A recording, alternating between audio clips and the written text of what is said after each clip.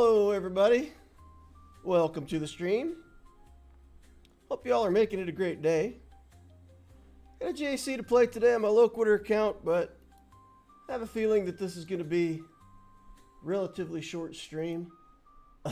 Unless I could figure out something to beat Lord Vader with Appo.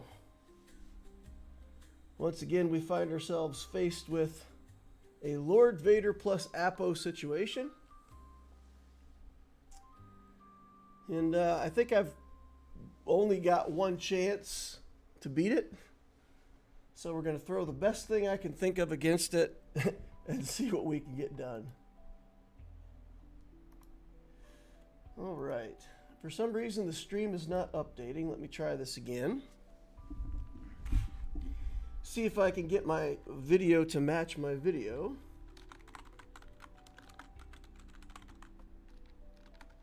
Okay, get the Greetings Inquisitors up there, of course. We gotta have that up. Got a coffee mug that says, I like my coffee on the dark side. I gotta have lots of good dark side propaganda, right? If we're gonna call ourselves Darth Loquitur, gotta be a dark side fan. It's not even filled with coffee, though. It's filled with chai tea. So, you know, not standard issue Empire stuff. But I figure, you know, I've seen people use Bane with Sith Eternal Emperor as a matchup, as a pair. And for a lot of matchups, I feel like that feels like a waste of resources, right? Because Bane is good enough on his own. But what if we do this? What if we take our Sith Eternal Emperor and our Bane, throw them in here against this Lord Vader, and see if by some miracle we can make it work? I think that's all I got, you know? I think we can look at the rest of his teams and kind of sort out what I'm going to do with the rest of the GAC, but I think, you know, you go into that battle, you win or lose that battle, and that's going to define the Grand Arena for us. So he has JMK and Queen Amidala both. And that means I would have to use my own JMK, probably in the Queen Amidala matchup, and then I will use my Bo-Katan to try to beat this Kenobi. No Datacron Kenobi. And then we could beat Rey with Starkiller, for example. And then up here we've got Jabba the Hutt that we could work on with the Afra team. We've got Malgus, and we could probably figure out something to beat Malgus. First Order, we'll have lots of offensive tools left. Tuskens, there's no special stuff on Tuskens, level 3 Datacrons, so, I mean, that's a manageable team. Great Mothers here, we could take Gas in for Great Mothers and probably make that work. So, I think we've got tools in the toolbox for everything, but... You know, it all comes down to this Appo fight and whether or not we can win it. If I go over and I look at insights, I do see that there have been a few matchups with Sith Eternal and Bane. I see that there's been a few Bane matchups that have worked against the Appo Cron. Bo-Katan does show some success with a very low frequency of matchups.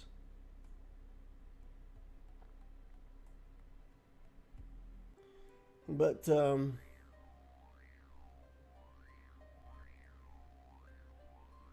this is strange. I'm seeing all kinds of teams that win. Wow, Starkiller Malicos. 100% win rate in one matchup.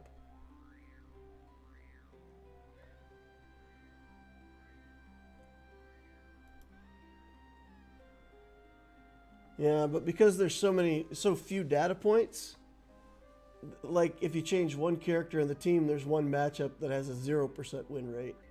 So like that team might have a 50% win rate. But yeah, so like the Bo-Katan with a certain lineup against a very similar Lord Vader team has a 0% win rate. I don't know what to read out of this. I don't actually know if there's any useful information to be gained from insights on this particular matchup. I think maybe we're just out of luck with the data gathering. Aiden 0131 says hello there. Well, hello, Aiden. All right, so talking about that, I might as well let you guys know I have started a Memorial Day giveaway. I like to give back to the community. I think that's fun. So I've started a giveaway for 2 $25 gift cards. And it's been a while since I've done a giveaway, and people may not remember how all this stuff works. So here's the deal. Sometimes if you're applying for a guild, we've seen this before in the past, where somebody with a mediocre account will apply to a guild, and the guild will tell them, well, I don't know, we're looking at different applicants. And I've given this advice to people before. Just tell them that you followed Darth Loquitur's starting guide and account building strategies. And that oftentimes will get people an invite into that guild if anybody in the guild is familiar with my stuff. So it's a good thing to be associated with my style of account building. So it used to be that I would reward people for changing their in-game name to Inquisitor. So if your name is Fred in the game and you change it to Inquisitor Fred, I will double your winnings. Now, there's a thing called there's a channel for giveaways in my Discord, and right below the giveaway channel is a channel called Rites of Passage. Now, the intent of Rites of Passage, you have to post a picture in there of your in-game name, including Inquisitor, and it'll double your winnings. If you win and then you real quick change your name to Inquisitor expecting to double your winnings, that's not honest, and I won't like that, and you won't get twice the winnings. So it's a fun thing to have the name Inquisitor. I realize for some people that costs crystals to change your name, and a lot of people don't want to do that. That's fine too. If you go in there and you click the party horn, you'll be entered to win. If you click the party horn twice trying to get 2 entries, it will actually un-enter you. So remember to click that party horn, an even number of times will take you out of the running. So only click it an odd number of times and get your entry. And if you win, you'll get a $25 gift card. And if you win and also you have your name posted as Inquisitor in game, you'll win $50. So this giveaway could potentially cost me $100. That's okay. I'll give that back to the community. So get on over to my Discord. The link is up above. It's down below. Get into that giveaway channel, click the party horn, and be part of the giveaway. That will run for 48 hours before the giveaway triggers. So there will be plenty of time for everybody who wants to be part of it to get over there and click on it. So good luck. Happy Memorial Day. And, let's remember the purpose of the holiday and, think about what it really takes to keep America free. All right. That's my speech. And then, in addition to that, because I assumed that this GAC might be short, I've actually been thinking about a story that happened to me, let's say, roughly 2005, 2006 timeframe, something like that. So I'm going to share a couple personal stories with you, things that, maybe influenced me and you can think about for yourself and they can influence you. And that way, at least I won't feel like the stream has been a waste of time. So if we lose to Appo, we'll get story time pretty early. if we can win this Appo fight, then you know, for sure we're gonna try to have a good GAC here. But let's try this. Let's try the Emperor plus Darth Bane. And I feel like there's a good chance that Darth Bane ends up living and Palpatine may die before Bane. In this matchup, I don't know. We'll have to see. All right, so let's see if we can get something that's going to just give us a chunk of health. So here we've got something that's got 25% health, some tenacity, crit chance. We do need damage, though, too. So here's some armor penetration and health. Dark side mechanics. That might be good. The crit chance really doesn't do anything for us, but the extra health and extra crit damage, I think, are going to be needed. And basically, if Darth Bane's area of effects can work, then we win. If Darth Bane dies before Sith Eternal, maybe, you know, Sith Eternal can still take out one of the key members. I feel like without Watt in here, that Sith Eternal is going to just be ability blocked the whole time. And, you know, may never do anything effective. But we'll try to link up Appo and the Royal Guard. They can't be insta-killed, right? So the insta-kill may or may not work, but certainly the ult is going to be a large amount of area of effect damage. So it's just got to be that we get to the ult, we get that area of effect damage. Darth Bane's doing area of effect damage.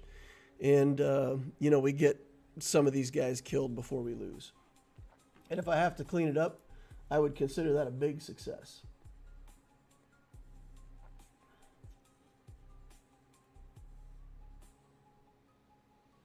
This dude, Colonel Stark, is goated. I just added him to my Imperial Trooper team.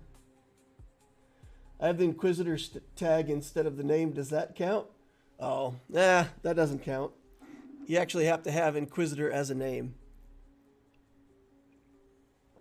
Like Inquisitor Obtisio. Now, if you try to type Inquisitor as a name, the game won't let you have it.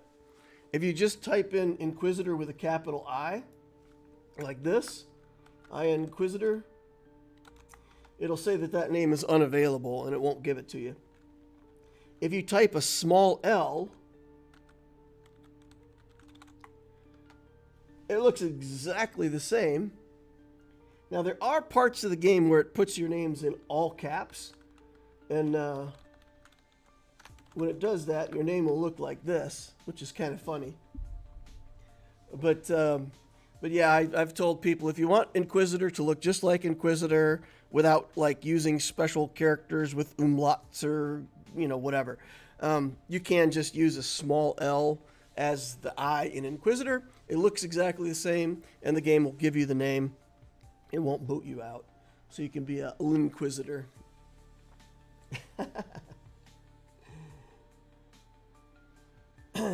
Knight of Knee says neat, and then how is everyone?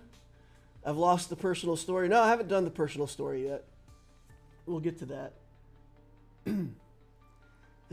Knight of Knee says, quite the riveting Twi'lek you've got on the thumbnail. Pun intended. Yeah. It's obviously meant to mimic the Rosie the Riveter posters. So, yeah, a riveting image. That's funny. We'll do an Imperial recruitment poster as the next one. And then I'll try to do something funny for the third week of this GAC. I'll do a different poster.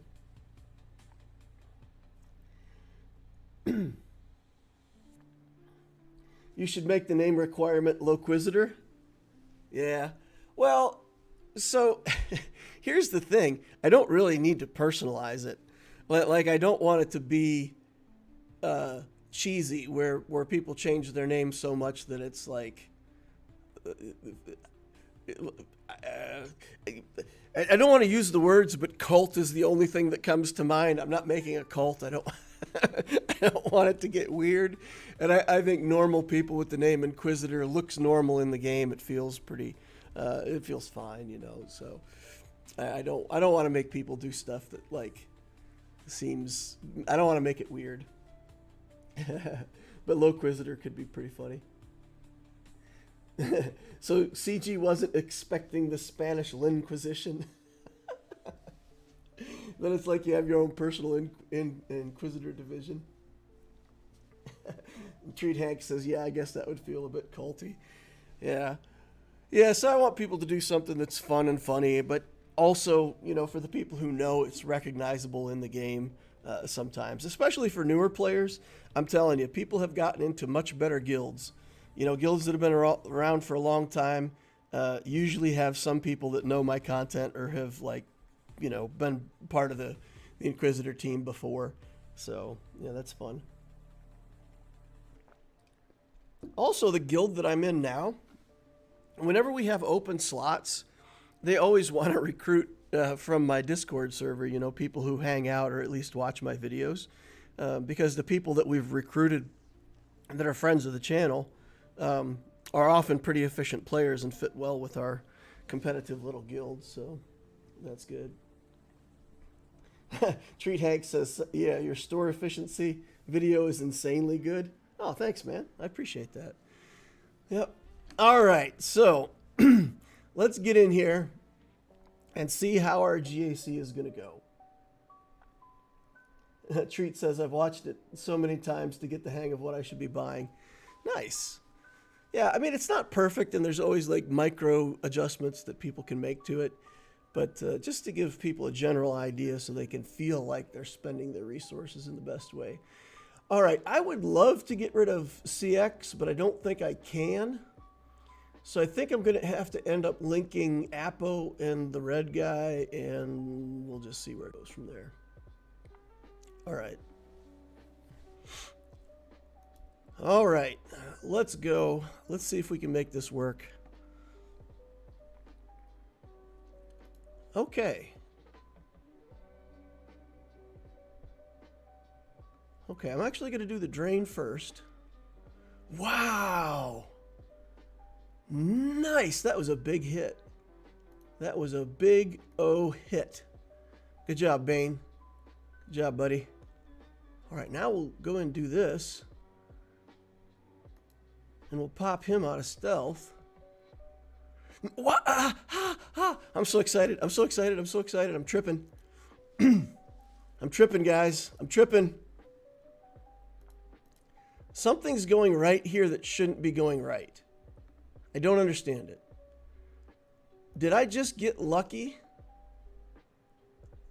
and kill exactly the right guy who was preventing...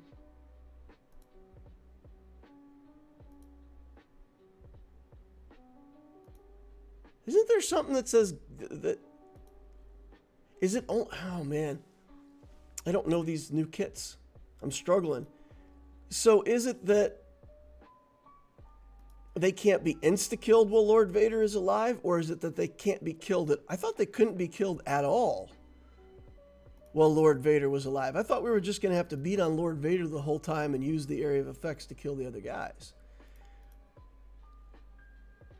We must have killed exactly the right person on that first hit and just got lucky. This feels like way too much luck. Way too easy. What have I done to deserve this? Okay. All right. 78 points. What is... So I killed CX first. Oh, man, I gotta go read kits, guys. I'm sorry for this.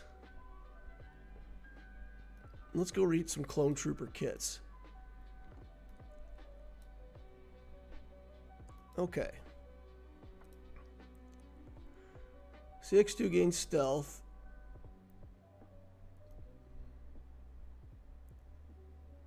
Okay. So this is just Order 66 stuff. At the start of the battle, Empire allies can ignore taunt effects to target enemies with Order 66 and gain instant defeat immunity, which can't be copied, prevented, all that stuff. Sure. Okay, so there's the instant defeat immunity.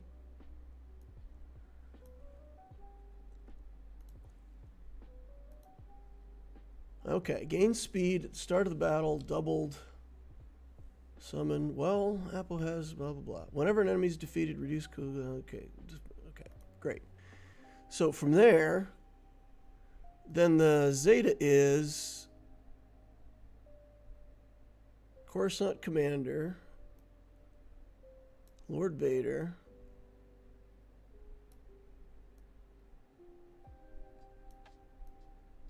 okay, and then the Omicron level says inflict death mark on the strongest enemy, disarmed, dramatic entrance.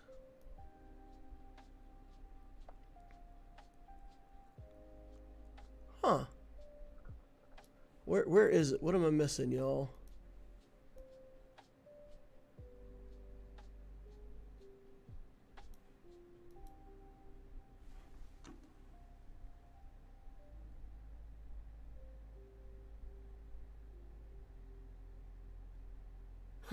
Knight of Nice says you'll get the guild to be an engineering and planning hive mind then. The Datacron you used must have been crazy. It was just a moderate armor penetration and a little bit of health. Had tenacity and stuff on it. Wasn't even that good. I think that's just against non-GL teams.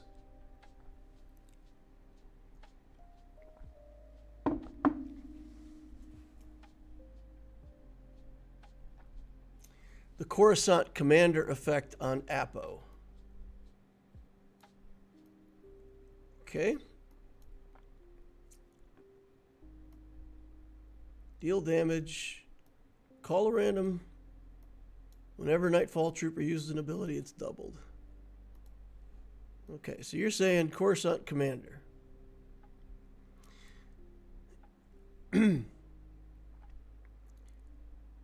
Dramatic entrance, Operation Nightfall, which can't be dispelled. Appo gains Coruscant Commander.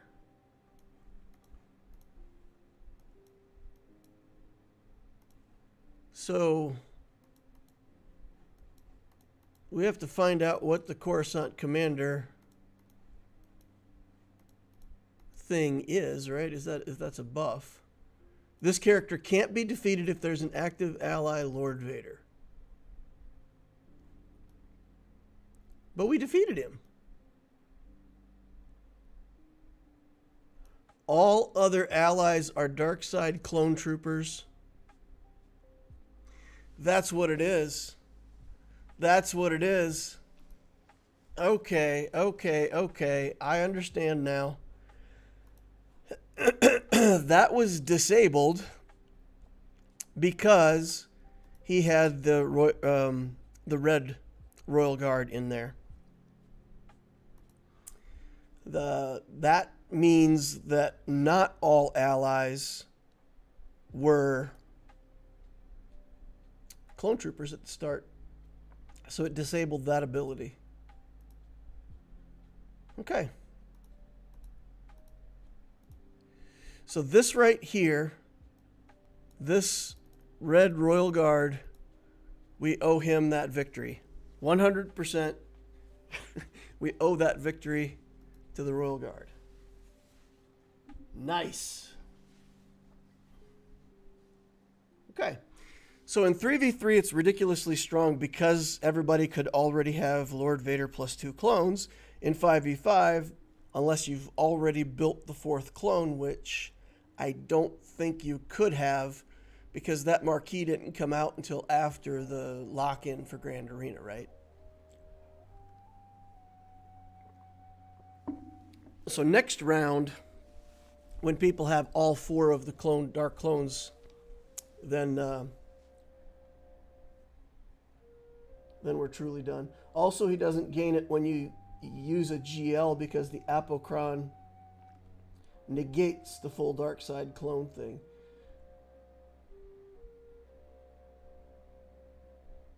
Okay.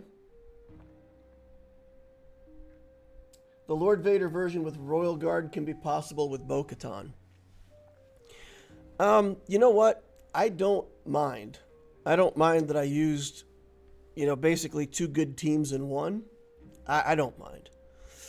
I don't mind. I didn't realize that the Royal Guard was going to diminish. But that's something that we can look for now forever in the future. Anybody who has some clones but not all of them in 5v5, the team is weaker. Now I know. I have learned something new. And I can use Bo-Katan here, right? So we'll still get beneficial use from our Bo-Cat.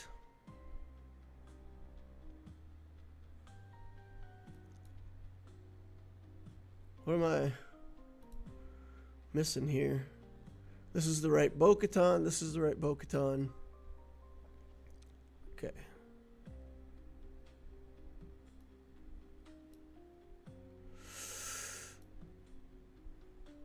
I wonder if there's ever a moment where you put Sabine onto the team.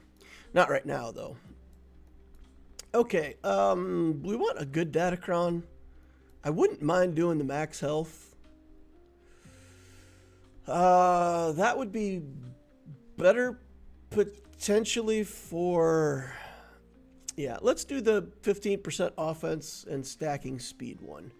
That might be better for us because we're going to get the Paz Vizsla is just going to die instantly to the cat execute, and he's going to come back to life, and then everybody's going to have 15% offense right from the start, and I think that's better than most of other Datacrons. So we'll do that.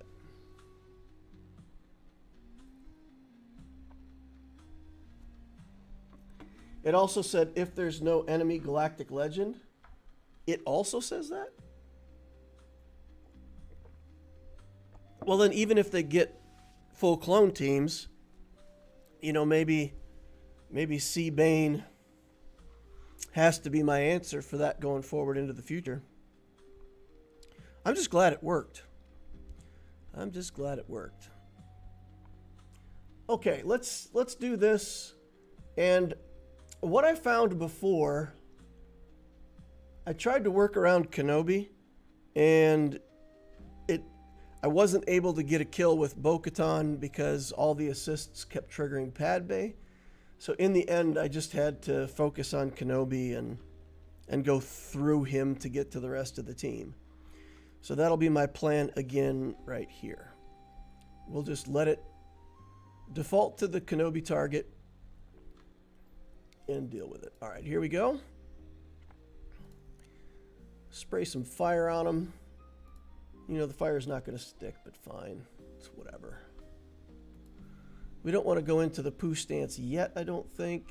Let's get an armor shred here first before we start getting carried away with the specials. Throw some bombs. I mean, just try to carve off some protection here. Okay. So now, we'll try to get some damage. Not very impressive, but we'll get there. We'll go into poo stance now.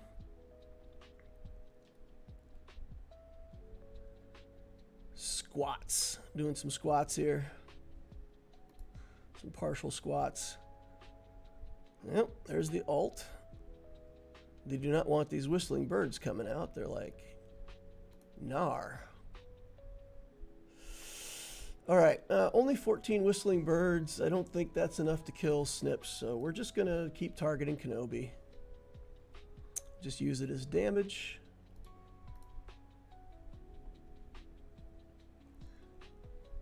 I think maybe at this point we just put it in auto because it's kind of like it's going to take a while, and I don't know that micromanaging the abilities is going to give us that much. Mando's out. Oh boy. This is going badly for us now. Okay. Okay. So that whole thing where I said, you know, the Bo-Katan works. Maybe not. Maybe we're not going to get this. Yeah, they're targeting Bo-Katan and we're down to 2 Mandalorians. This is bad news.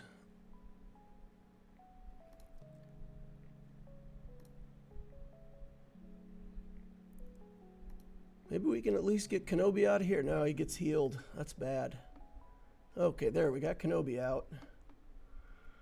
Let's target Cat and just see if somehow we can keep Bo-Katan alive long enough to... Nope. Oof, oof, oof, oof. Well, that's the opposite of fantastic.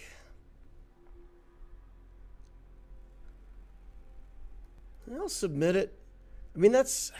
I don't know. We've had that work for us before. What went wrong?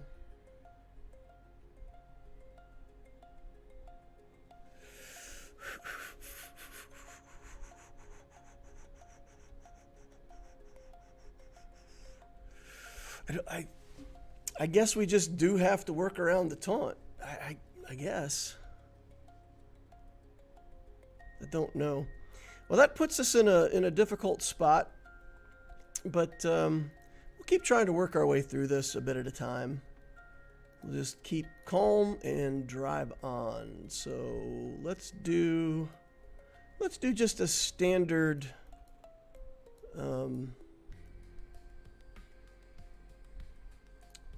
Mara Jade team here. And then we need a different light side Ufu, and we'll pick Stick Ray just to get her in there. And then we'll look for a Datacron that has good bonuses. We've got one down here that's got a bunch of armor penetration. I think that isn't bad for this team, right? We do have some basic skills. Crit chance, dark side allies. Yeah, we'll go ahead and take this. And my matchups against Rey have gone kind of mediocre with this in the past. But, you know, let's see. We'll go for the tenacity first. Tenacity down, try to get some stuff to stick here. Try to get Rey through her. Yeah, we'll go ahead and do this just to get that triggered, and then we'll trigger Ben Solo, and then we'll trigger Resistance Hero Finn, and then we'll try to ability block people, cause that's fun. Okay, and we're getting the damage immunity literally on all of their characters, which is pretty nice. Okay.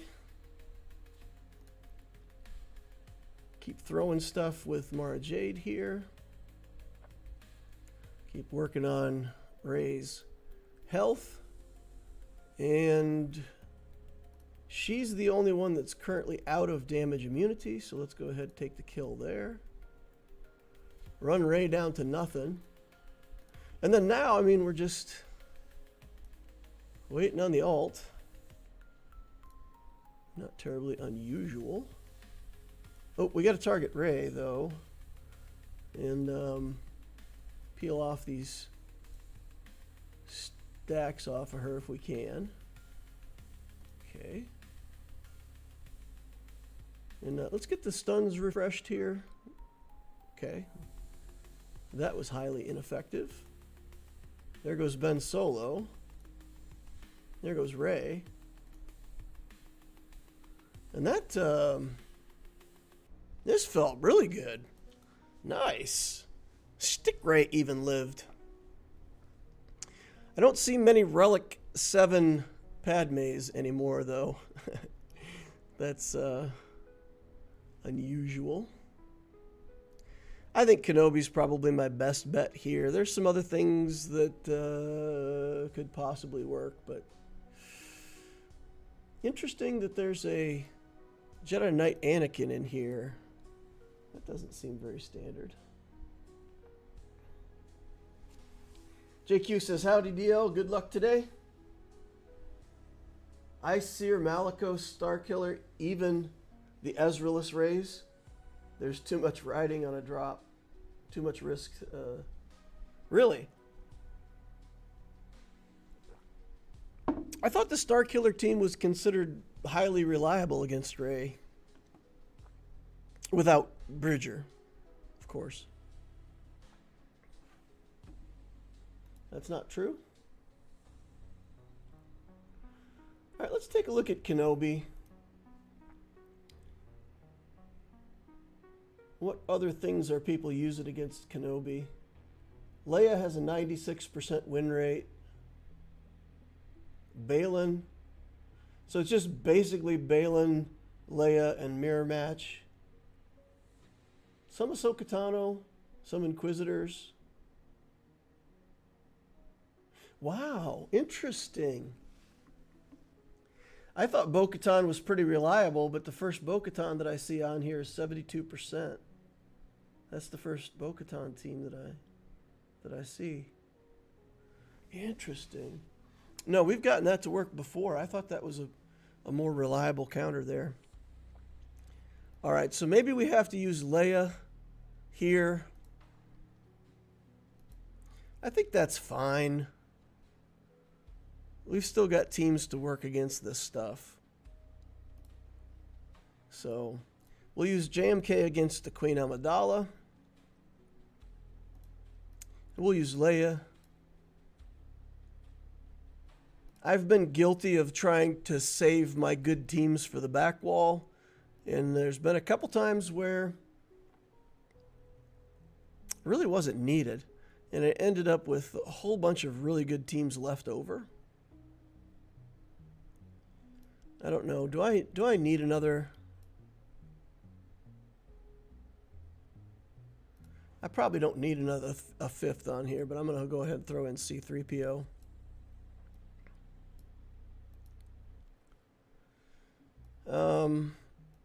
We can get away with a pretty bad Datacron here. I don't think we need light side tank revive. Yeah, we'll just take this one. Pretty weak Datacron, but I don't feel very threatened by this team.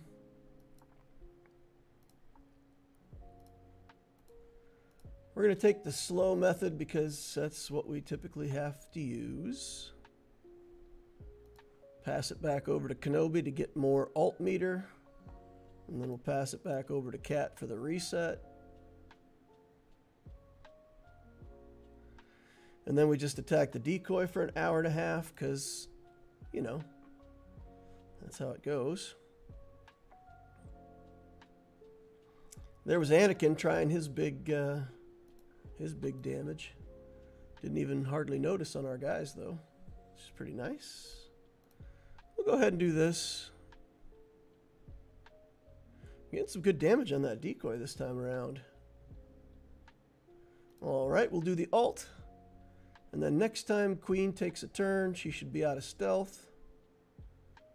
She's got damage immunity on. But it turns out damage immunity doesn't help much against insta-kill. Yay. Working as intended. All right. Anakin goes down, and then we just got a clear path, right? Because we managed to kill the decoy just straight up. Yeah, sure. Just go for the kill here. We'll take out Plo next. Get rid of the offensive aspects of the team. He goes into stealth, so, you know, now we're just dealing with Qui-Gon. And at this point, we just put it in auto. I don't think there's really much that we could change in terms of skill selection. I said that about the Bo-Katan team, but I was mistaken. Okay, and then let's go in here with Leia. And they do have turn meter, so this is a little less good. I'm going to go ahead and take in the Jyn Erso Raddus.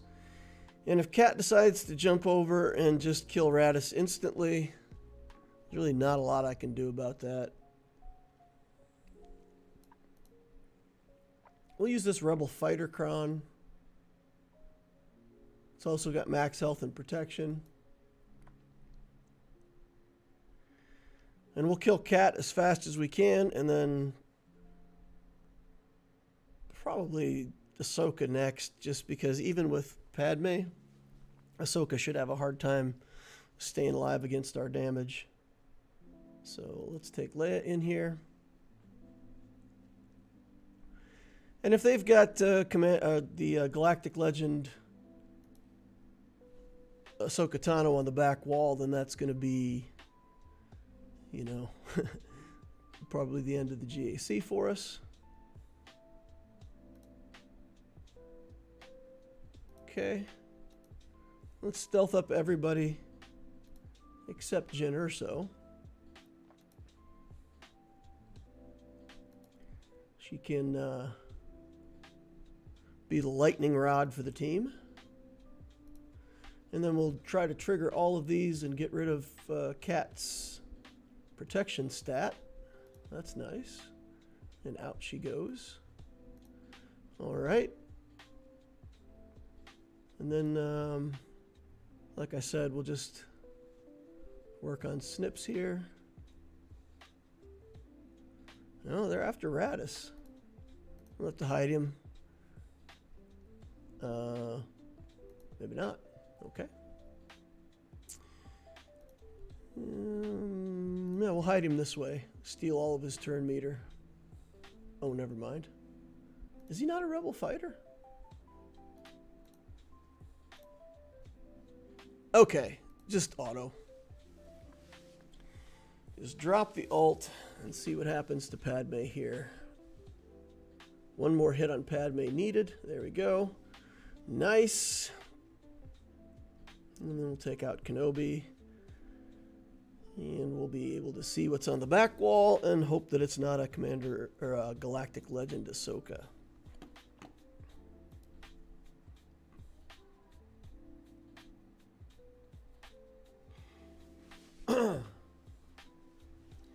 Without Ezra and Cal, you're super consistent with Starkiller. You got Traya, that works well too. Traya's on defense for me. So are the Inquisitors. I mean, I have to have some things on defense, and I have to have some things that are good enough to, you know, threaten the opponent. Okay, we got Zori Bliss back here. We've got a Luthen Mon Mothma team. And then we've got a Jedi here. Okay.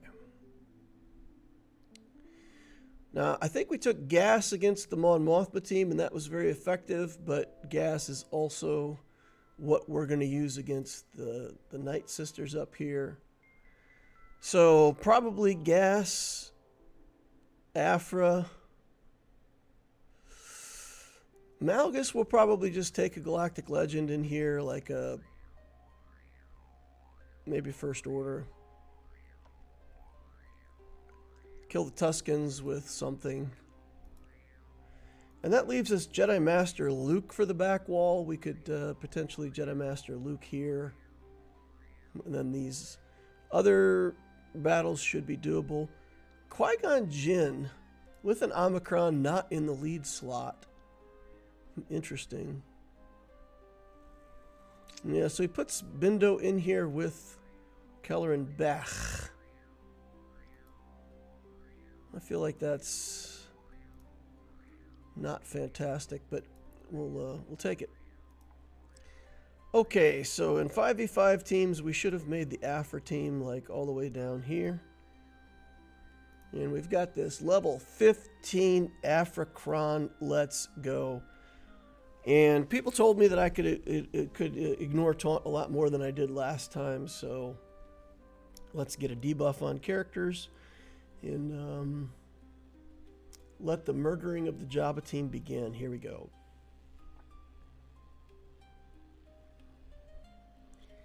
We'll do this. Okay. And then we can only ignore taunt to target things that are debuffed. Is that the case? Okay. No detonators for you. All right. Pew. Lots of pew.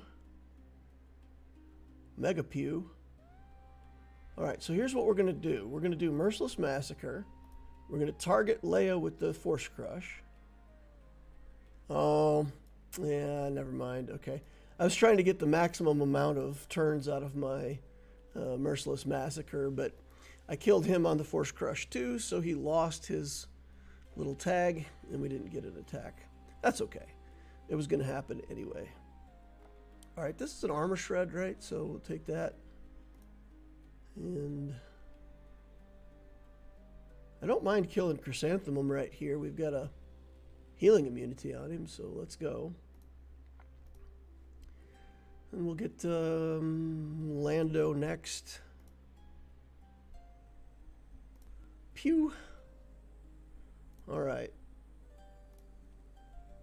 Well, this team's stuck on basics a lot, aren't they? We got 939 stacks of Siphon.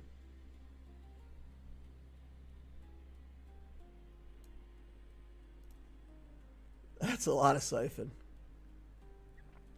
1,019 stacks of Siphon. Okay.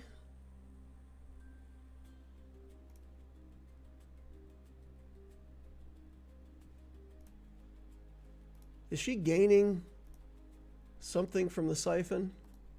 I thought the unit will gain 1% of a stat per stack and the target will lose the amount gained. Oh, wow. 1,200 Siphons. That's 126% of a stat. All right. Interesting. Okay, so that Datacron makes that matchup unfair.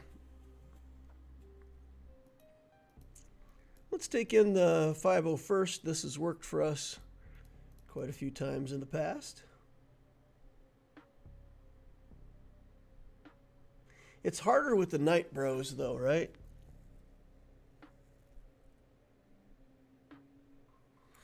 With the Night Bros in there, we lose clones. I feel like we've still made this work, though, right?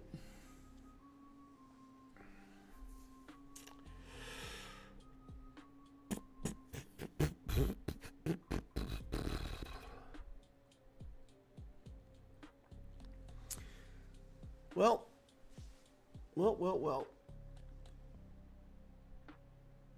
Got to put a bit of work to Sith Empire to counter Great Mothers. I'm not convinced about the Inquisition on defense. Phoenix beats it too consistently, especially with their Cron. And they're so good on offense. But what am I going to put on defense then? I could put Malicos on defense, which is a good team that's also not that hard to defeat with the Malgus team. I could put Starkiller, but then I lose that against Rey.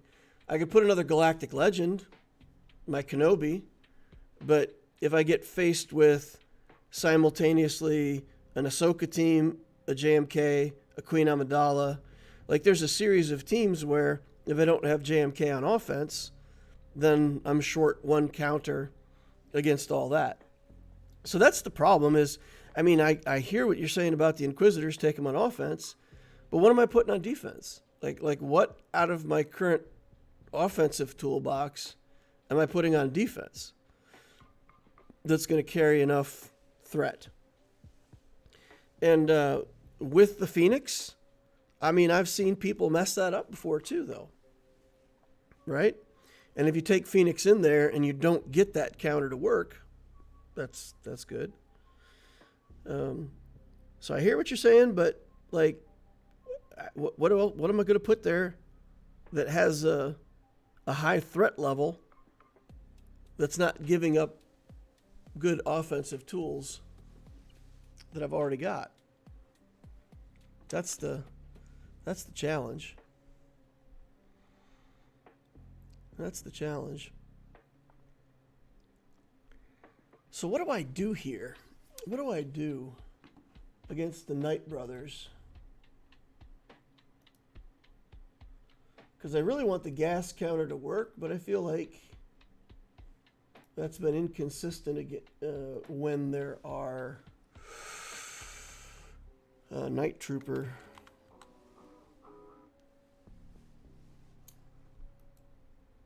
in the mix.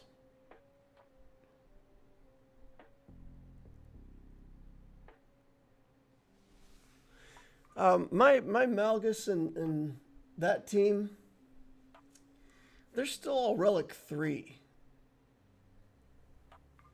And we've had the problem before where that team's just not quite good enough. You know, with these guys, like Relic 3, they get one-shotted by some of the nonsense over here. So I have not had good success with that. So here's what I'm going to do. We're going to take SLKR here. We're going to just do first order and get this taken care of. Against the Malgus team, then, we should be able to still use JML. Right? Can we use JML there? Or is that not a working thing? I feel like JML must work there, right? Because we can put in Cal Kestis, Jedi Knight Cal Kestis for instant kill and deal with Malgus and Malik that way if we can't kill him with damage. We've still got a Sidious Cron too that we can use somewhere. We used the Sidious Cron against the Night Sisters in 3s. Okay. We're going to try it again. We're going to try it. Oh, you know what? I was supposed to go through on my Sidious and give him better mods, and I don't think I ever did. I think he's still got mediocre mods. Yeah, no, I gotta remod that dude. We gotta get more potency on him. Okay. Let's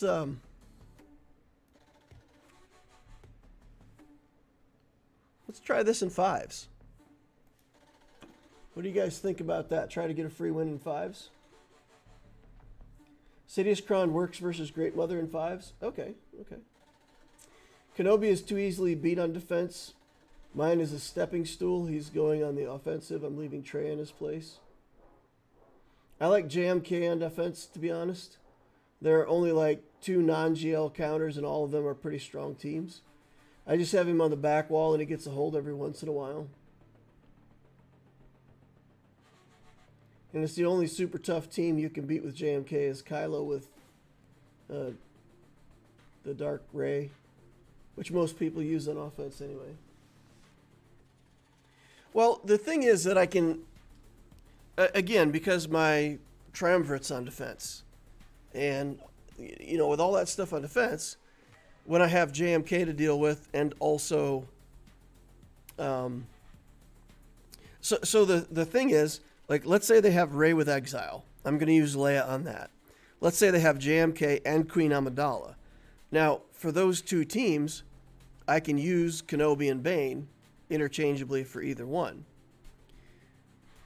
If I leave Kenobi on defense, that's the combination that makes it hard. Because Leia is going to be used for a certain thing, JMK or Bane could be used for a certain thing. But then if they've got a JMK team, I don't have a good answer for that. You know, if I've used my Leia team, my JMK team's on defense, and I've got Bane assigned elsewhere. So, I mean, I've got to work on a better Queen Amidala counter. I'd like to be able to do Queen Amidala without using a really good team, but so far I haven't developed that. And I'm close to Lord Vader, so I mean, developing specific counters for me doesn't feel like better uses of my resources than getting Vader, because once we get Vader and those clones going, then that's definitely going to be another team that I can put on defense. So I feel like that takes priority over trying to tailor a team right now. Again, it's my strategy. My strategy is simple. It's just attrition. I just want to try to use up enough of an enemy's good teams that they get to the back wall and maybe they run out of stuff. And it's worked for me in a few GACs, you know. But generally right now there's so many teams available that you just have to assume that your opponent's going to full clear. Or at least that's my assumption. My assumption is it's going to be full clear versus full clear in most matchups.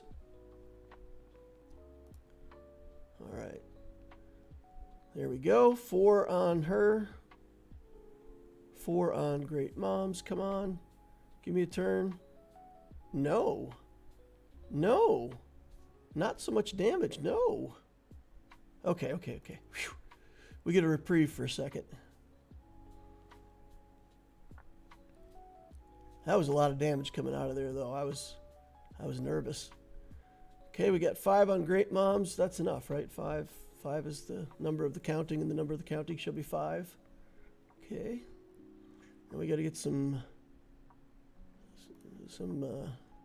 Night Bro stacks. 4 stacks on him. I definitely have to just get potency everywhere on this guy. All right, 6 stacks there. Okay. Yay, 69, dudes. Nice. Got a cheap win there. Okay, these Tuskens.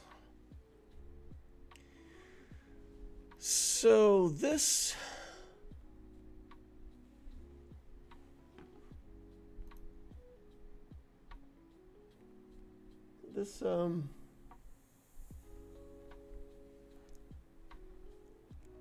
We've got dark side still that we could use here. We've still got gas in the bank. I don't think these Tuskens are a problem, but I do have a tendency to underestimate teams like this and and go in with something that's not good enough. So I'm going to try not to do that this time. All right, let's I feel like that's going to be cleaner than JML, right? Let's look for a good dark side Cron here. Crit damage, health, armor, penetration, that's all stuff that's good for SLKR. Great Mother's counter Quadme. One shot and win. No one shot equals lose. One shot POW, I mean.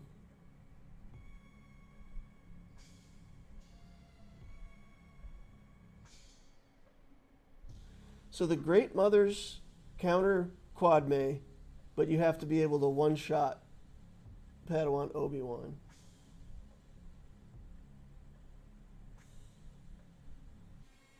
I've wrapped up matches with 2 LGs almost unused.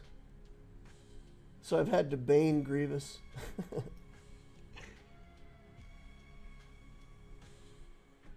All right.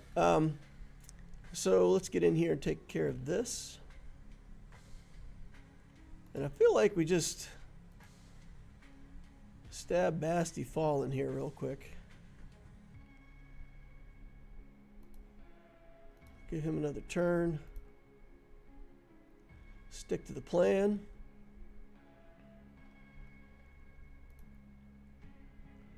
I do enjoy the fact that even after all these years, the Kylo Ren Unmasked still doesn't care about percent health effects. It's a nice little bonus. Like where Malik just tried to life drain, and crew was like, nah, it's all good.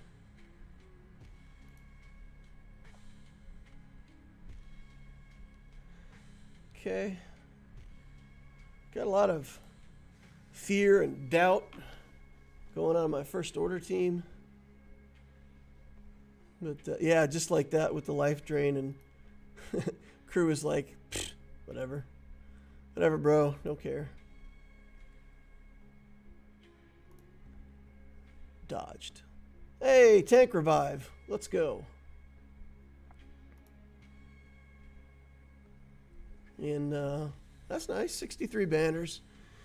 I mean, SLKR is not known for max banners, but kept everybody alive. That's good. Okay, we got these Tuskens here. I feel like there's a lot of stuff that we could use on the Tuskens. This we're going to use our Mandalorian team on, right? Because we've got Dark Side Mandalorians all relic now to the point where we can take this whole team and use a Datacron and feel pretty good about ourselves.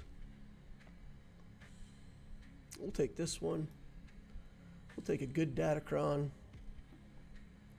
And let's go in here and get this done. Okay. Swapping around that taunt. Don't want to do the area of effect really, because that's going to be an awful lot of counterattacks that I don't want to deal with. Okay, let's go. Angry. Angry. Oh, it's so good. Guys, I love pushing that button. I gotta admit, I entirely too much enjoy the pushing of that angry button on Maul. It gives me such a childish pleasure. I don't know why. It just, like, seething rage, right? You just push it, and he gets to go again, and he gets to push it again, and it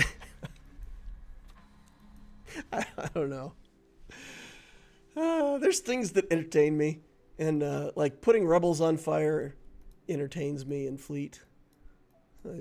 I find that to be like this, for whatever reason, it's just greatly satisfying to me to use like one of the Imperial ships and put all the rebel ships and have them burning and just kind of point and laugh as they go away. All right. Do we still have a percent? Yeah, we'll take that. That's got a lot of percent stuff on it, so we'll take that. And I like the gas team versus this Luthen team because, you know, we've found that killing that Kyle Katarn once and having that be the only Kyle Katarn that we have to deal with is pretty nice. Same thing for Cara Dune here.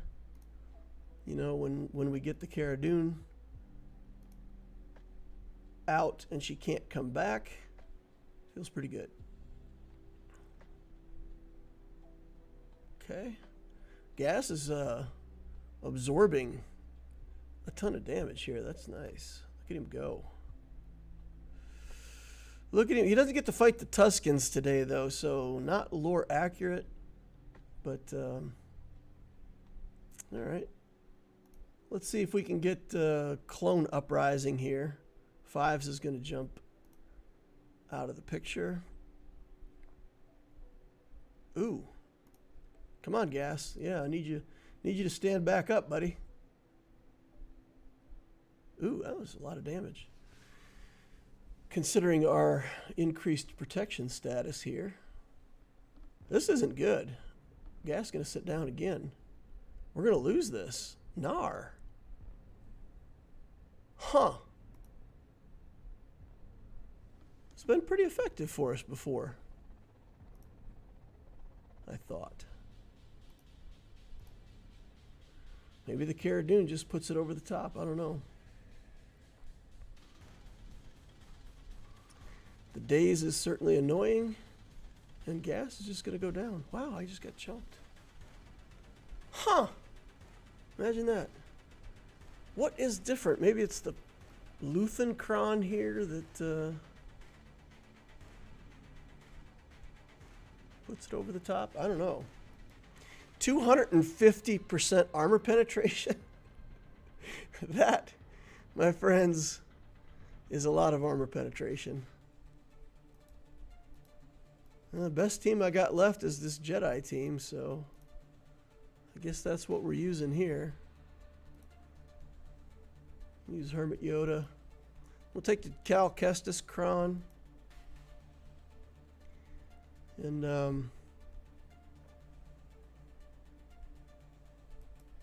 let's try to get in there and do a lot of damage.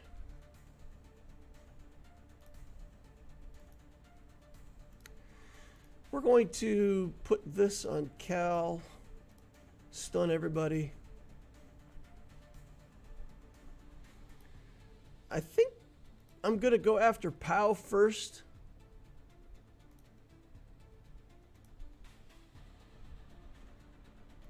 Just because if we go after Pow and then he gets revived,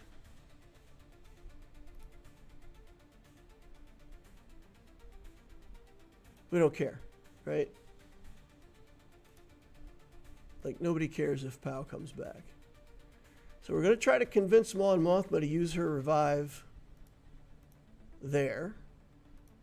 Well, okay. It looks like we're going to get Kyle killed too.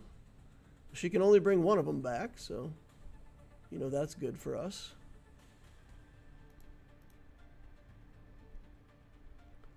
And it's Pow, with his armor shred, that gets brought back.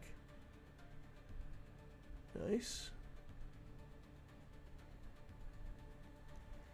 Okay, so it's not efficient, but we can do that, kill this guy instantly, and then just kind of just go back to doing damage. And, you know, so we're not trying to win using the insta-kill as something special. We're just going to overload the damage, and eventually that's going to work.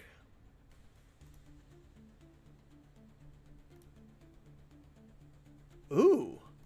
Mon Mothma dies to area of effect. That's game over, right? Once she's gone, there's no chance. All right. Luckily, we still had enough tools in the toolbox to deal with this nonsense.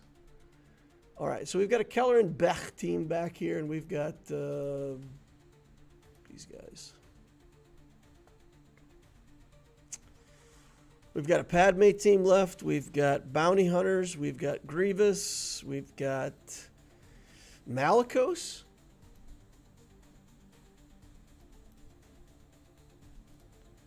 If I take the Sith Empire team in here,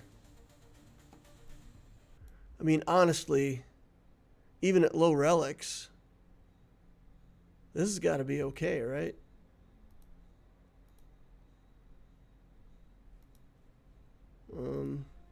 Even at relic 3s, it feels like that's got to be okay.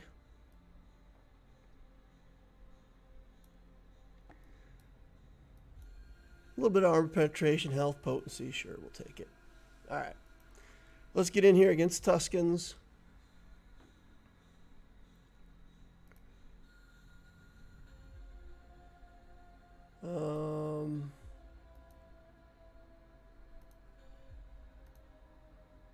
Probably Warrior.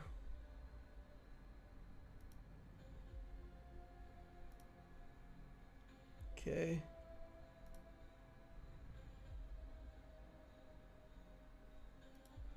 And that still leaves us with, I feel like, a bunch of good stuff. We've still got Imperial Remnant. and a bunch of things that we can use against those Jedi.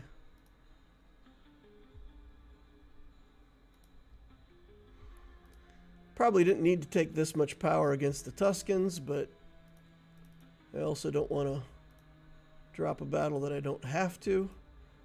Be a little conservative here.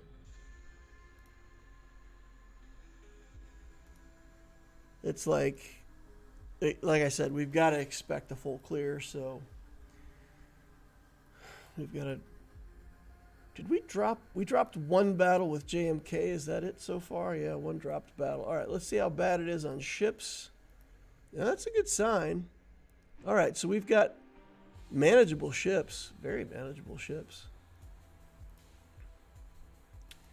All right, so what's the best team that we have left to deal with these Jedi? And it's Keller and Beck Jedi. In terms of banners, I think Remnant might be the best banners that we have to offer.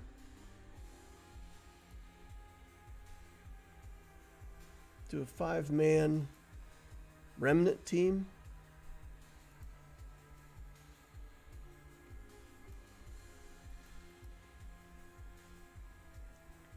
Seems like it should be okay. We didn't have to fight any crazy smuggler crons today. This battle's been less attrition than usual. The fact that we've got a good, clean battle against that Appo team, I think really set us up for success here.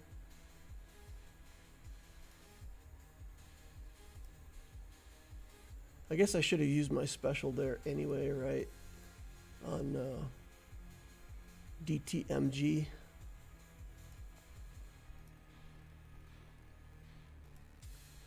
Yoda's super annoying.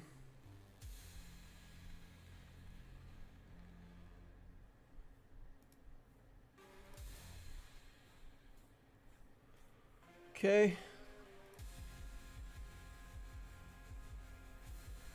I guess we're going to have to kill Jolie Bindo first. I mean, I thought we would kill Yoda first and then he would get revived and we'd just kill him again. But he's been hiding out in stealth for a week and a half now. We haven't been able to get back to him. I guess Bastila next. Okay, Yoda came back out to play.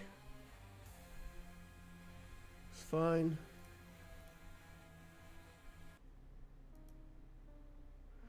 But I don't want to turn this back over to auto because I don't want to lose my 4 stacks on my Gideon. Okay.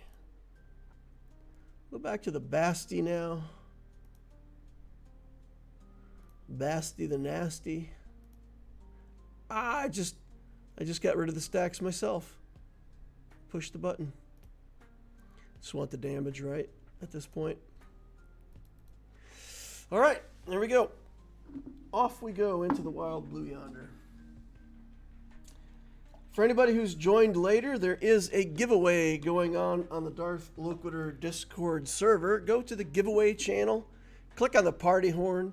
We got Memorial Day giveaways of 2 $25 gift cards. If you live in the United States, I can give you a big choice, Apple, Google, Amazon, whatever you want for gift cards. If you're overseas, I've found that I can only reliably guarantee that we can use Amazon gift cards.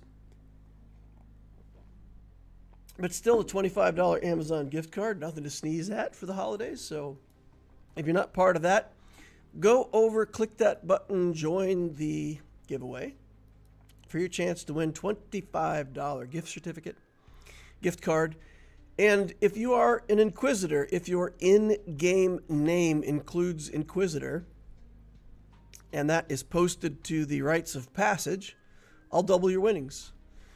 In-game Inquisitor name gets you a $50 gift card instead of $25. Now, you can't win and then post your name and expect me to double your winnings. It actually has to be posted before the giveaway goes off. It's set for 48 hours, so it will actually draw around this time on Memorial Day. And I'll get in touch with the winners and hook them up with a prize. Happy holidays, y'all. All right, so let's take a look here. The First Order has worked against this before. We've got Profundity and Executor. I think Executor here, Profundity. This is weird. A Y-Wing Starfighter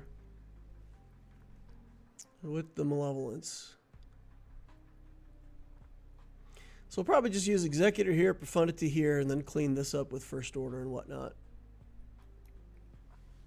Seems reasonable. I'm not going to try to cut banners and do crazy stuff here, so we're just going to take in the standard teams.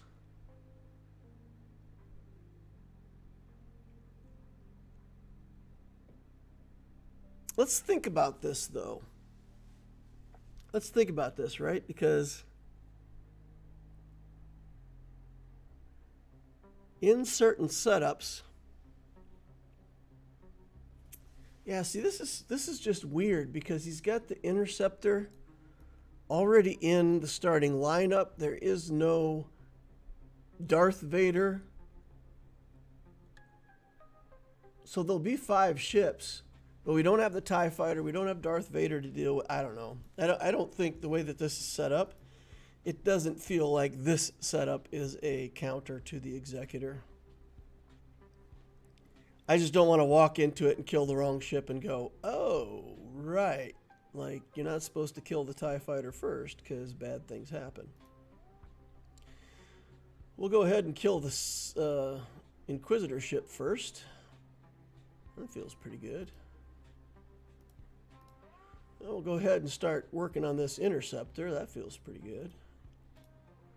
We'll mark out the bomber for death and just keep chipping away at that life total.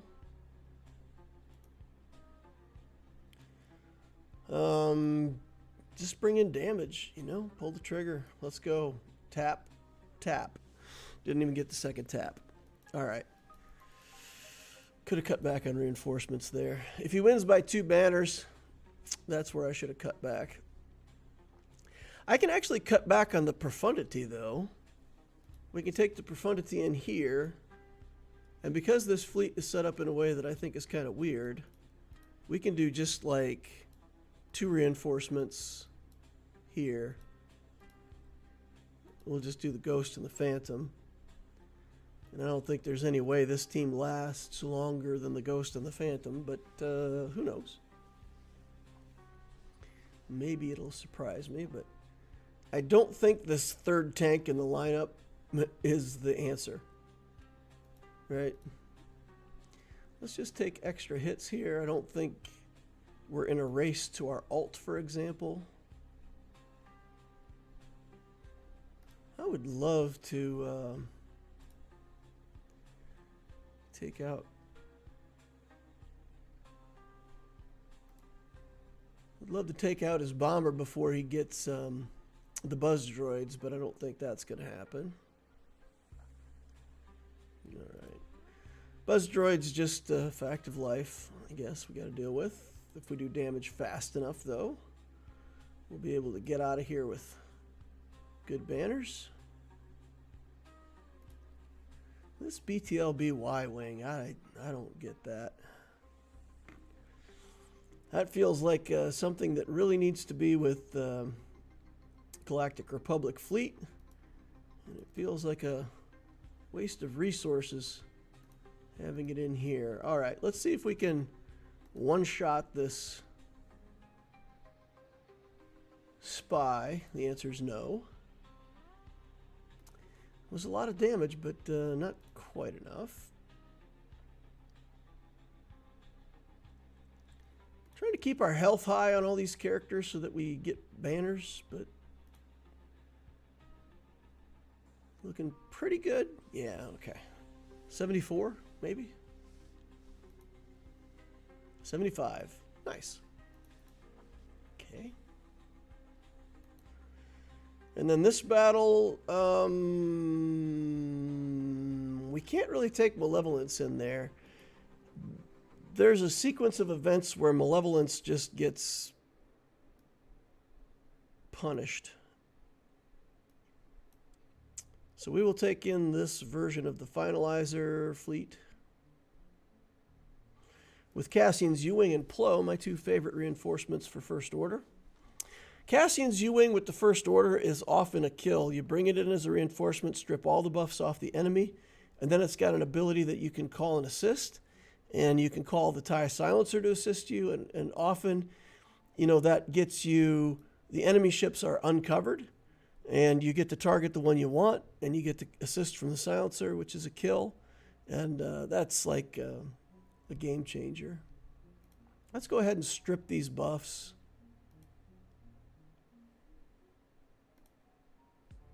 Allowing us to get critical hits and whatnot.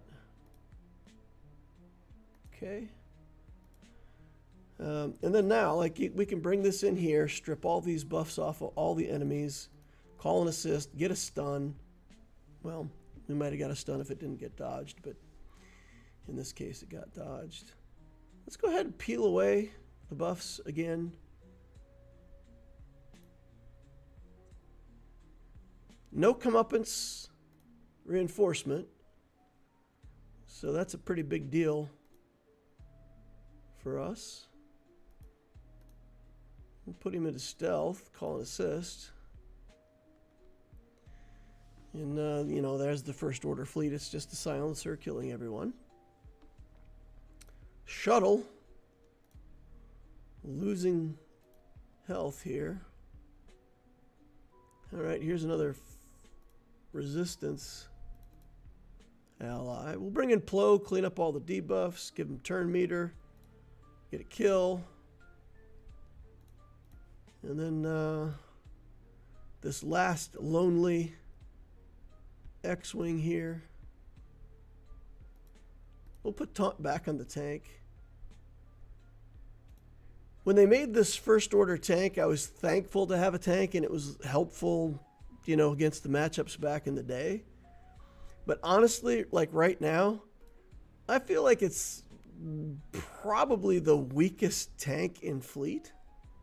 Like, it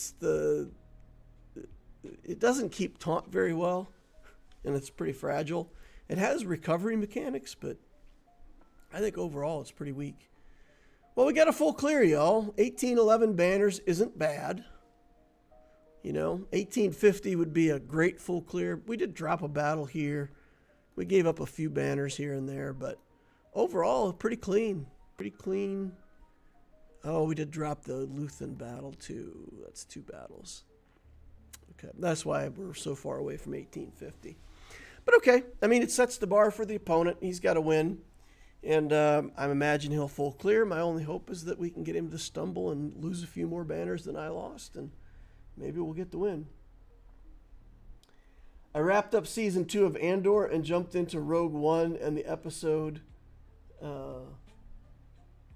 4, and it flows beautifully. Ha! Interesting. Interesting. I love getting to play with comps I've only seen others use. I'm finally Zeta done, and teams like your Mandalorians are great bits of fun. Nice. My rival today put 3 obstacles, full Relic 9 Lord Vader clones, and his executor has killed Endurance and Negotiator and whatever is in his back wall. He did 1746, so there's room if I full clear. Well, good luck, JQ. Hope you win. According to Brother Maynard's brother, the counting should be 3. Brother Maynard's brother. 4 shalt that now count, nor shall thou count to 2, lest thy proceed immediately unto 3. 5 is right out. Nice. All right, so you guys, I'll still tell my story. I thought about a story. I've been thinking about it this last week. The story starts with me deciding that I wanted to be an investor. Back around 2000, there were all kinds of people making all kinds of money in day trading, and then they absolutely lost their... A lot of people lost their ability to day trade. For so long, so many tech stocks just went up. And you could be wrong a lot, but as long as you were buying and selling tech stocks with the idea that they were going up, you were making money. So there were a lot of day traders that were getting rich. And then around 2001, 2000 timeframe, when that bubble burst, you saw a lot of those people kind of go back into the woodwork a little bit. But I was still interested in trading. I didn't want to be a day trader, but I thought, I really want to know how to trade in the stock market. And you know how I play GAC, you know how I play the game. I have quite a bit of risk aversity. I don't like to just charge into things and try them without at least having some reasonable idea that what I'm doing is going to work, right? So I decided I was going to get an education in the stock market. And I looked around and I found a group that was doing seminars, and it was a lot of money. It was a lot of money. But they had like a preliminary thing that you could go to, and they would tell you what they were offering. So, like going to a timeshare thing or whatever, they're putting on a good show, and they're trying to convince you to buy their stuff. So I said, okay, this seems like a good system. It seems like a good education.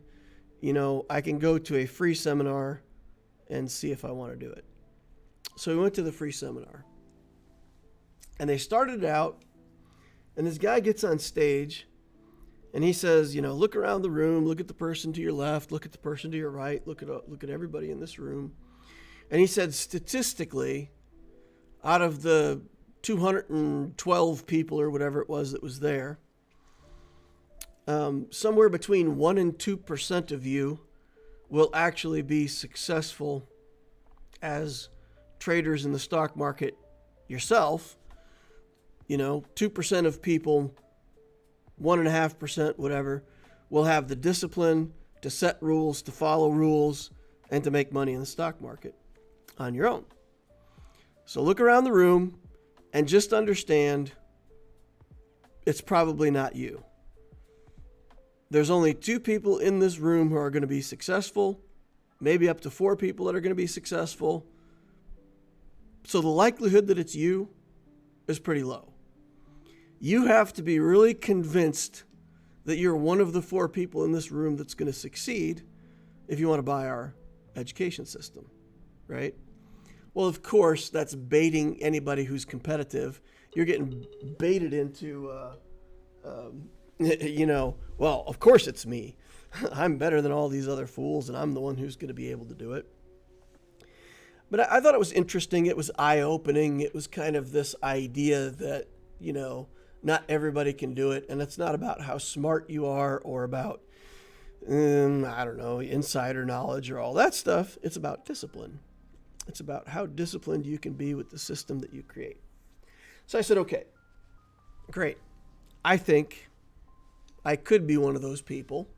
And even if I'm not one of those people, maybe there's another 5% right below that don't get to quit their day jobs and become full-time traders, but they get to, invest their own money in the stock market.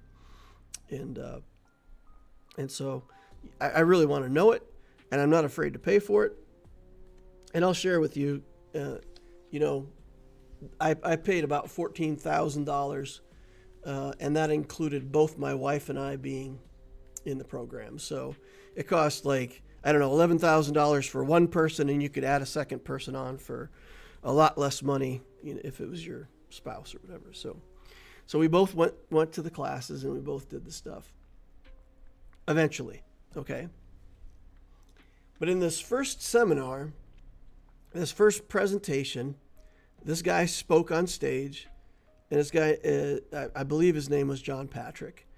And I'm telling this story from memory, so this is not like something that if you know John Patrick, you should go to him and say, yeah, there's a guy telling stories about you. You shouldn't take this away as gospel. This is just my memory of how it went, and I'll tell you how it influenced me. But it's not meant to be positive or negative or any commentary on John Patrick. But he gets up on stage and he's got this expensive looking suit, tie, shirt, the whole ensemble. But he's not wearing any socks or shoes. He's completely barefoot. And of course, some people notice that. It looks strange.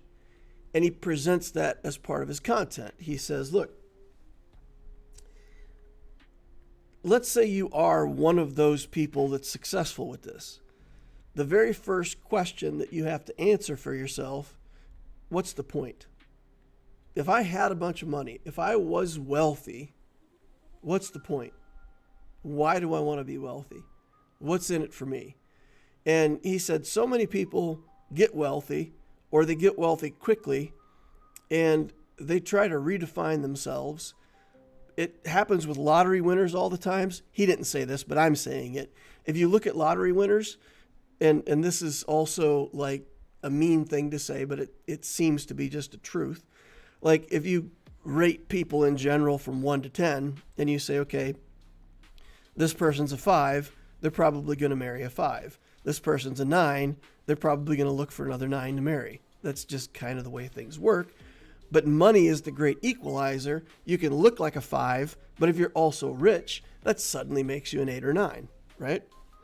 So lottery winners are people who got married and they're fine and they're happy and whatever.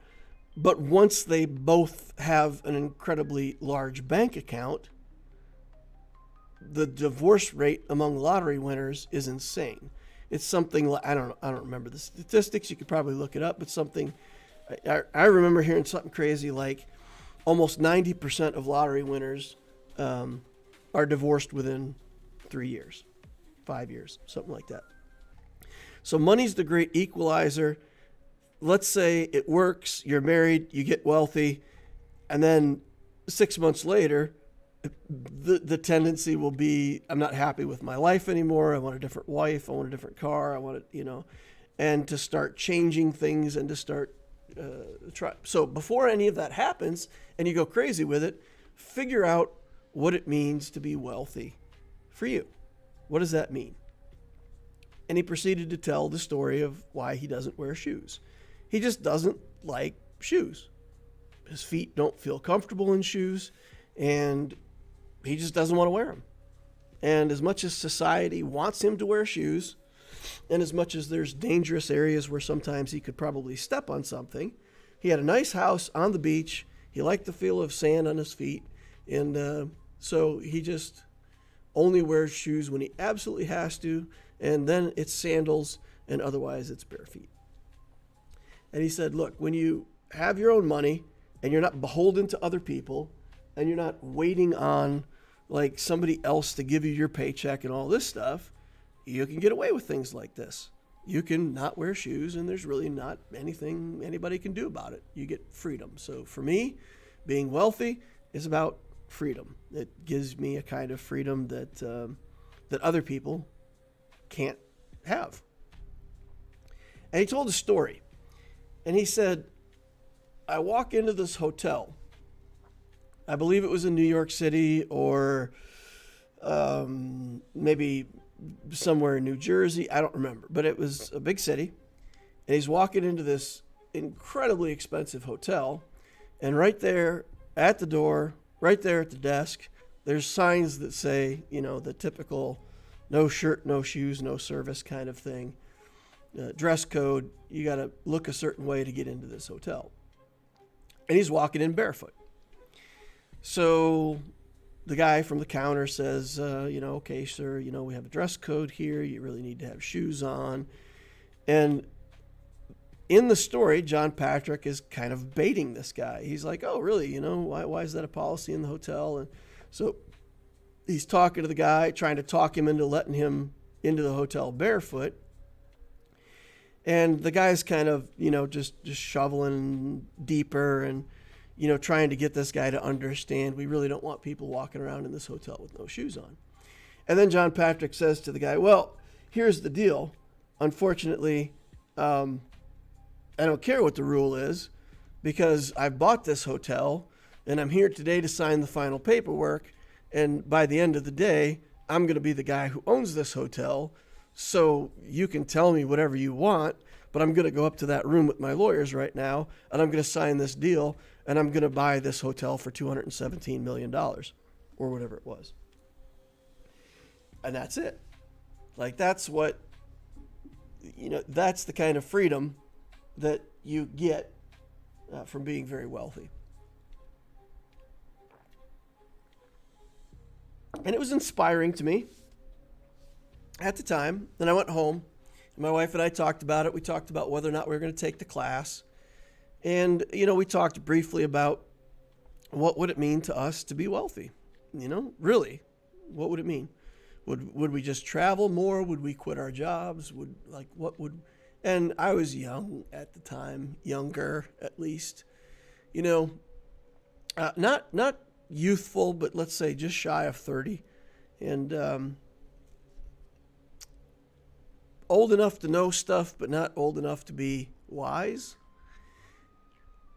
But it was interesting because the more I thought about John Patrick's story, the more the meaning of that story changed for me. And the more I started to think, man, there's a stereotype for rich people. And I feel like this guy, when he was up there on stage presenting, he seemed humble and human. But if you dig down to the root of his story, I started to like it less and less and less. And I don't know what you guys heard in that story or what it means to you, but what I started thinking was, I heard somebody say, in my youth, I'm a pretty contrarian person. I'm pretty rebellious. I don't like to follow rules. I like to do my own thing. I have that in my personality. But a manager, a guy who I respect, told me early in my career, he said, look, a suit is a uniform. And whether you want to wear it or not, it's a sign to other people that you're willing to play by the rules. Doesn't mean you like it, doesn't mean that's what you want to do all the time, but if an occasion calls for a suit and you wear a suit to that occasion, it sends a message. You're willing to play the game. You're willing to wear the uniform that's required for that activity. You're willing to conform at least as much as to say, I accept that this is my role at this meeting or society or whatever, and you're playing along, right? The suit just says, I'm willing to play along. And if you don't want to wear the suit and you don't want to play along, it's going to send that message. And maybe there's a point where you want to send that message. But probably most of the time, wear the suit, show people that you're willing to play the game, and you can have your individuality somewhere else, right? That was his advice to me. And it made sense. And I said, okay, I can accept that. Okay, the suit is the uniform of the business person, and you just show that you're willing to comply with the rules. Fine. John Patrick said, I don't want to wear shoes. Now, are shoes part of the uniform? They are. They're part of the uniform. And the reason that the hotel makes people wear a shirt and shoes is because basically it's a really, really low bar for compliance, right? If you're so non-compliant that you're not even willing to wear shoes and a shirt, then you're probably going to tear up the hotel. There's probably all of these chances that you're going to be an unsavory element. So if you want to stay in our hotel, if you want to come into the lobby, you at least have to play the game enough to put on shirt and shoes. And John Patrick says, I'm going to wave my middle finger at you. I don't need to wear shoes. And I'm so rich that there's nothing you can do about it. And in fact, you work for me now. And the story started to take on more and more of this element to me, like John Patrick likes being rich because it allows him to be a jerk to other people, and there ain't anything they can do about it. And you can wrap that up and call it personal freedom. You can say, I don't have to wear my shoes. But what he really said is, I don't have to follow the rules anymore. I don't have to play the game. I've got so much money. that I don't need to play the game. I don't need to follow the rules anymore. And I think that's what a lot of people hate about rich people. You know, if they need an organ, they don't go on the organ donor list. They just go and buy one on the black market, and there's nothing anybody can do about it, right? Like, money buys you the ability to go outside of the rule system. And I think that's what a lot of people resent about wealthy people, is they leverage that influence to break the rules and get away with it, and apparently have far less consequences than the rest of us. And this guy, who I walked away that first day really liking, over the course of a couple months, I ended up despising him. I ended up thinking, you know, you're just like all of the other rich guys. Call it whatever you want. You enjoy the power that comes along with being wealthy. You enjoy your personal freedom of being able to do whatever you want and tell everybody, too bad. Too bad I'm rich.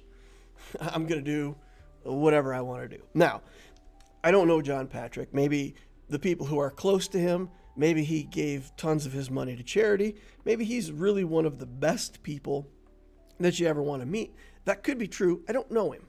I don't know him. I can only judge what I saw, what I heard, and how I started to interpret that. And it's so funny because, like, my interpretation of that at first was very inspirational, aspirational, like I wanted to be like him.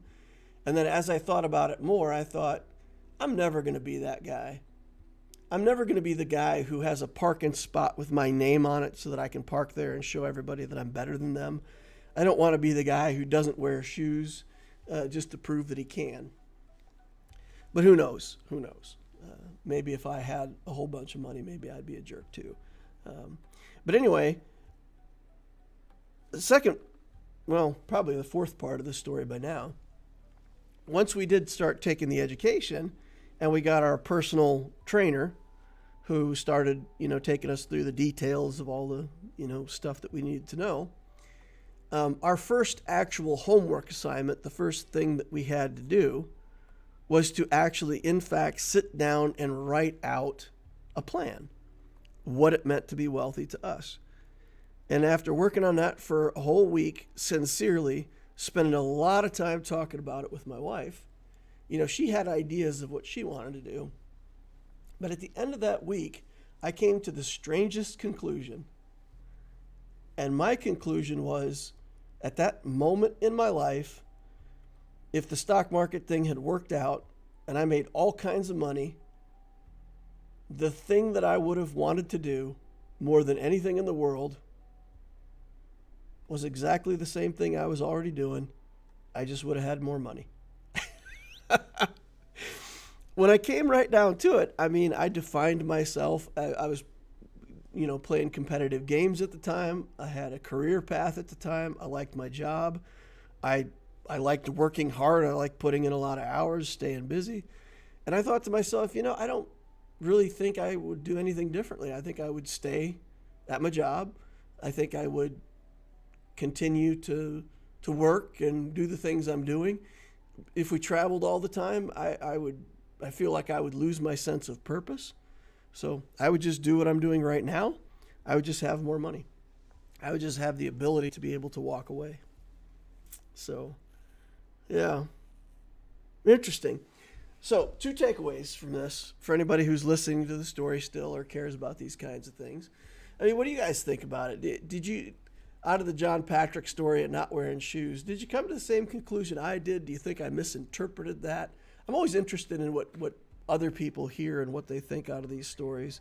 And again, it's not word for word. It's not exactly what happened. And everybody knows that memories are, you know, faulty. And maybe I misinterpreted the story. So I'll give it that caveat. But yeah, if you had suddenly the ability to generate wealth, either through talent in something you're doing on your own or random luck winning the lottery, what would you do?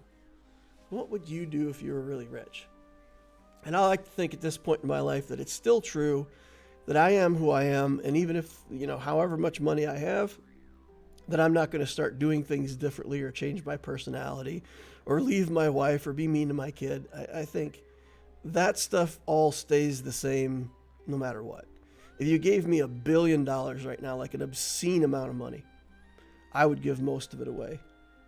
I would pay whatever taxes I owed on it, and then I would just start trying to find all the people in my life that I could give some of that money to help.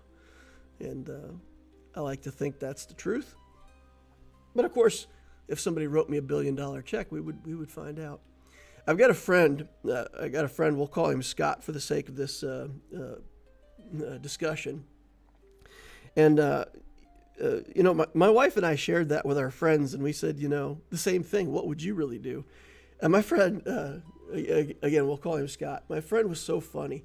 He said, I don't want it. I want enough money that I don't have to worry about things, but I would not want to be rich. I would not want to have extra money. He said, I know myself. I know how I am. And if I was really rich, he said, I would wake up 5 years from now, hanging by my feet from a chandelier, having sex with a monkey or something. He said it would get weird and crazy, and I'd be doing drugs and weird stuff, and I don't want it. I don't want to get anywhere near it. I am terrified of the kinds of things I would do if I had that much money. And it was so funny at the time because it was just like, come on, man, that's ridiculous. And he's like, I'm telling you, I know what it's like in the dark parts of my mind. And if I had, it would escalate out of control. He would definitely go for the rock star lifestyle. It was just funny the way he said it. I'd wake up 5 years later, I'd come to consciousness and realize how far it had gone, and it would be, too much. But yeah, it's pretty funny. Baba Bowie says, I hate wearing shoes and wish I had enough wealth to ignore them forever. My life would likely be the same, except I'd move into a nice 20 to 30 acre farm and do what I do now. Nice. That's cool. Hey, I'm going to step away from the screen for 2 seconds. I'll be right back with a shoe.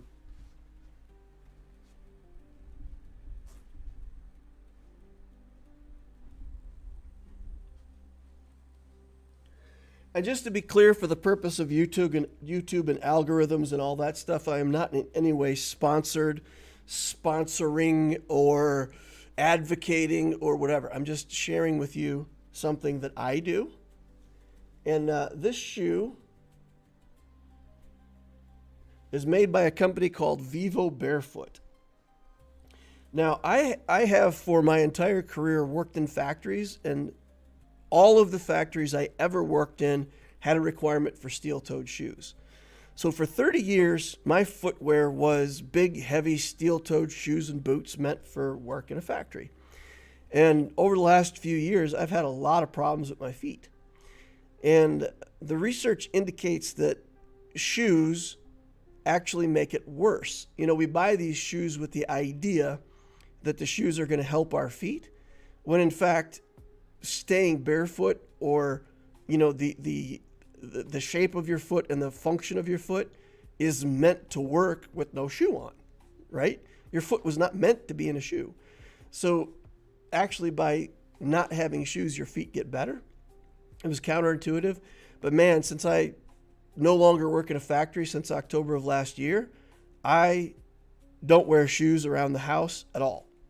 And when I go out now, I wear these Vivo Barefoot shoes, and these things are literally like the sole of the shoe, and that's it.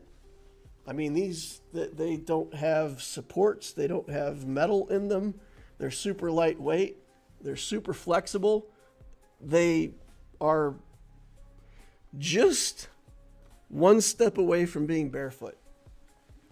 And I love these shoes. My feet feel so much better now. I can't even explain to you guys how much better it feels. But I'm not willing to go barefoot in public. I'm going to play the game. People expect you to have shoes, and I don't mind. So yeah, I'll get shoes that allow me to get close to what I want. But yeah, these things have been good. They were pretty expensive. I think I paid like $100 for these shoes or something. But they have, I think, lower price offerings on their website. But there's a couple different companies like that make those shoes. Knight of Knee says, yeah, can confirm that from picking up judo. My feet seem wider and toes more spread. So looking for shoes like those you've got. My feet are wide. Again, whenever I bought my factory shoes, when you have steel toes, the steel toes make the shoes even more enclosed. And I always had to buy special shoes that were in a wide size. Otherwise, I couldn't get the toes of my feet into those steel toes. And these are just size 10. I actually wear like a 10.5 or 11 shoe, but this is just, they said sizes tend to run large. So I said, okay, I'll order a 10. You know, I wear a 10.5, so if sizes run large, I'll just order a 10. And this shoe fits fine. There's plenty of room in the toe of the foot. It's great. Again, I'm not advertising the shoe, but I'm telling you that it's something that I've tried and I love it. Love it. Baba Booey says Vibram 5-finger shoes. Yeah, I've seen the shoes with like the finger toes. I've seen those. Been into that brand. Also another one called Zero Shoes. Oh, that's cool. Barefoot in public also feels risky regarding injury. Well, like I said, like if he was walking down the street or somewhere where there was risk of stepping on glass or nails or whatever, he would wear flip-flops. But his thing was bare feet or flip-flops. That was it. Ever. Like shoes never went on the feet. Knight of Knee says same issue here. Working with entertainment lighting. Yeah, probably got to protect your feet there.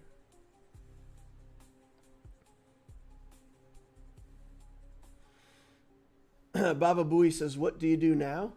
What I'm doing now, again, in my history, what I did was I bought a house. When I moved, I kept the house and turned it into a rental property. And then I moved again and I kept that house as a rental property. And for years, I've just worked for somebody else. I've had some rental houses and I've had, money in my 401k and not really, let's say, a retirement strategy. When things started changing at my job last year, the new management really wanted different things than I was willing to do with my team. It wasn't unethical or unreasonable even, just a different style of management. And in the end, I said, you know what, I'm not going to do it. I have a way of doing things that I like, that I think is good for people. And that's the way that I want to manage. And if you guys want me to manage differently, then I'm just going to leave. So what I decided at that time was, look, I've got enough money saved up. I've got assets that I really need to consolidate, sell my real estate, decide if I want to be in real estate, do investing. Like, I'm just going to take a year, clean up my life, get back in shape, start working out again, get more healthy. Like, I'm just going to take a year for myself and figure it out. So right now what I'm doing is I'm back to investing.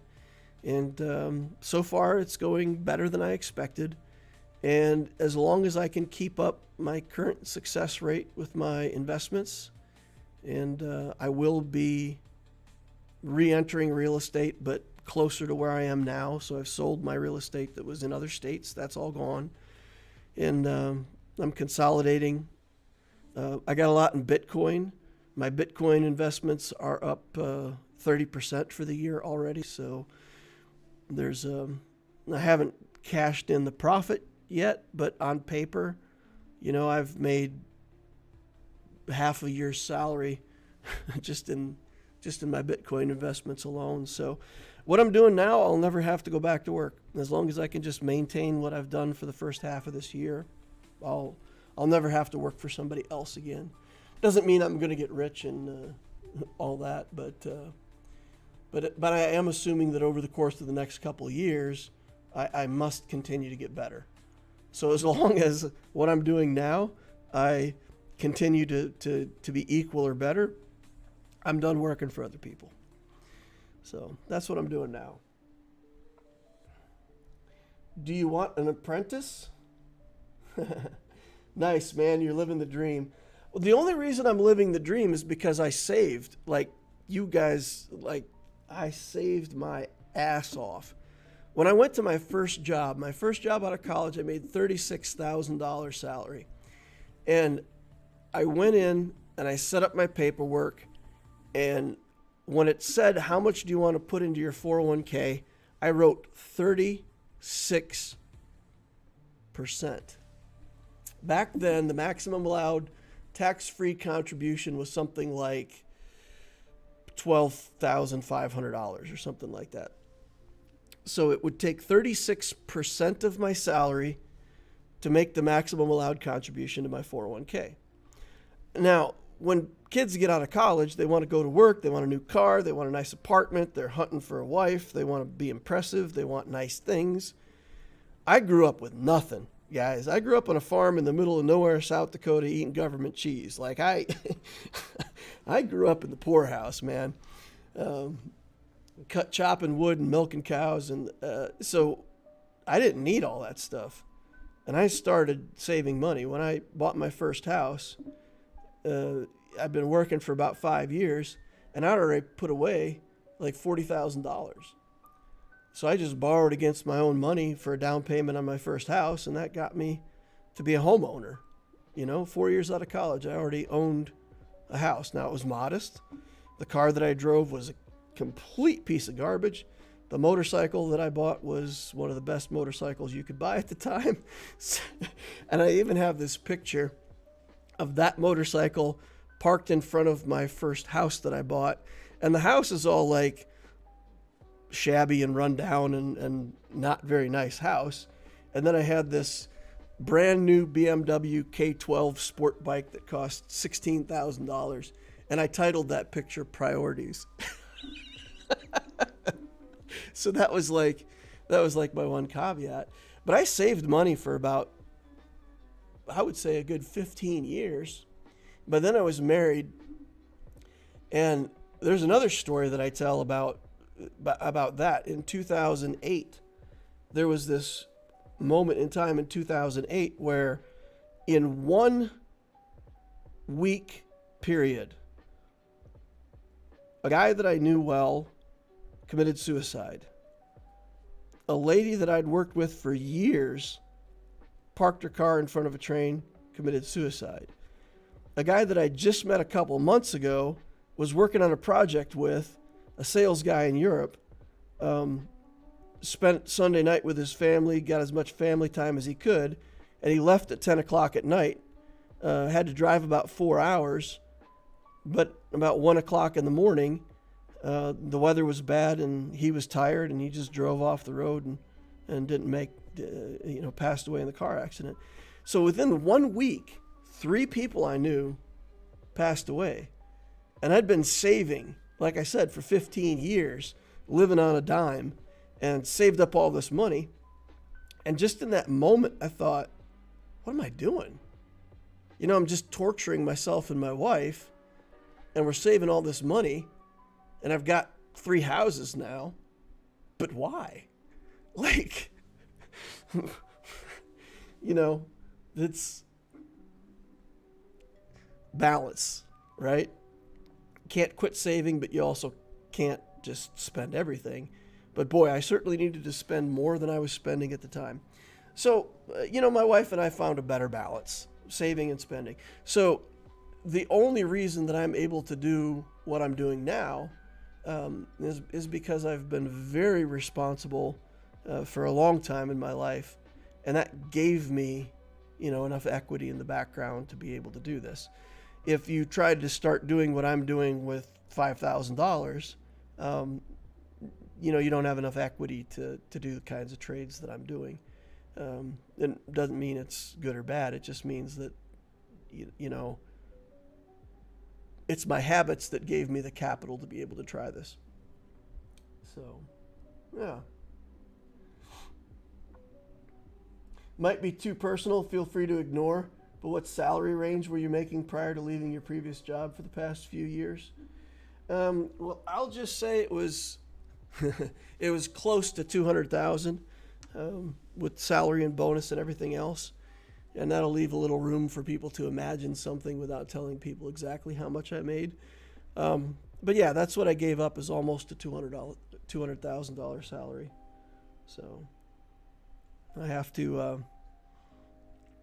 I don't have to make that much with my investments, because I'm also not driving to work every day, spending gas and tolls and doing all the other stuff. So it's different now.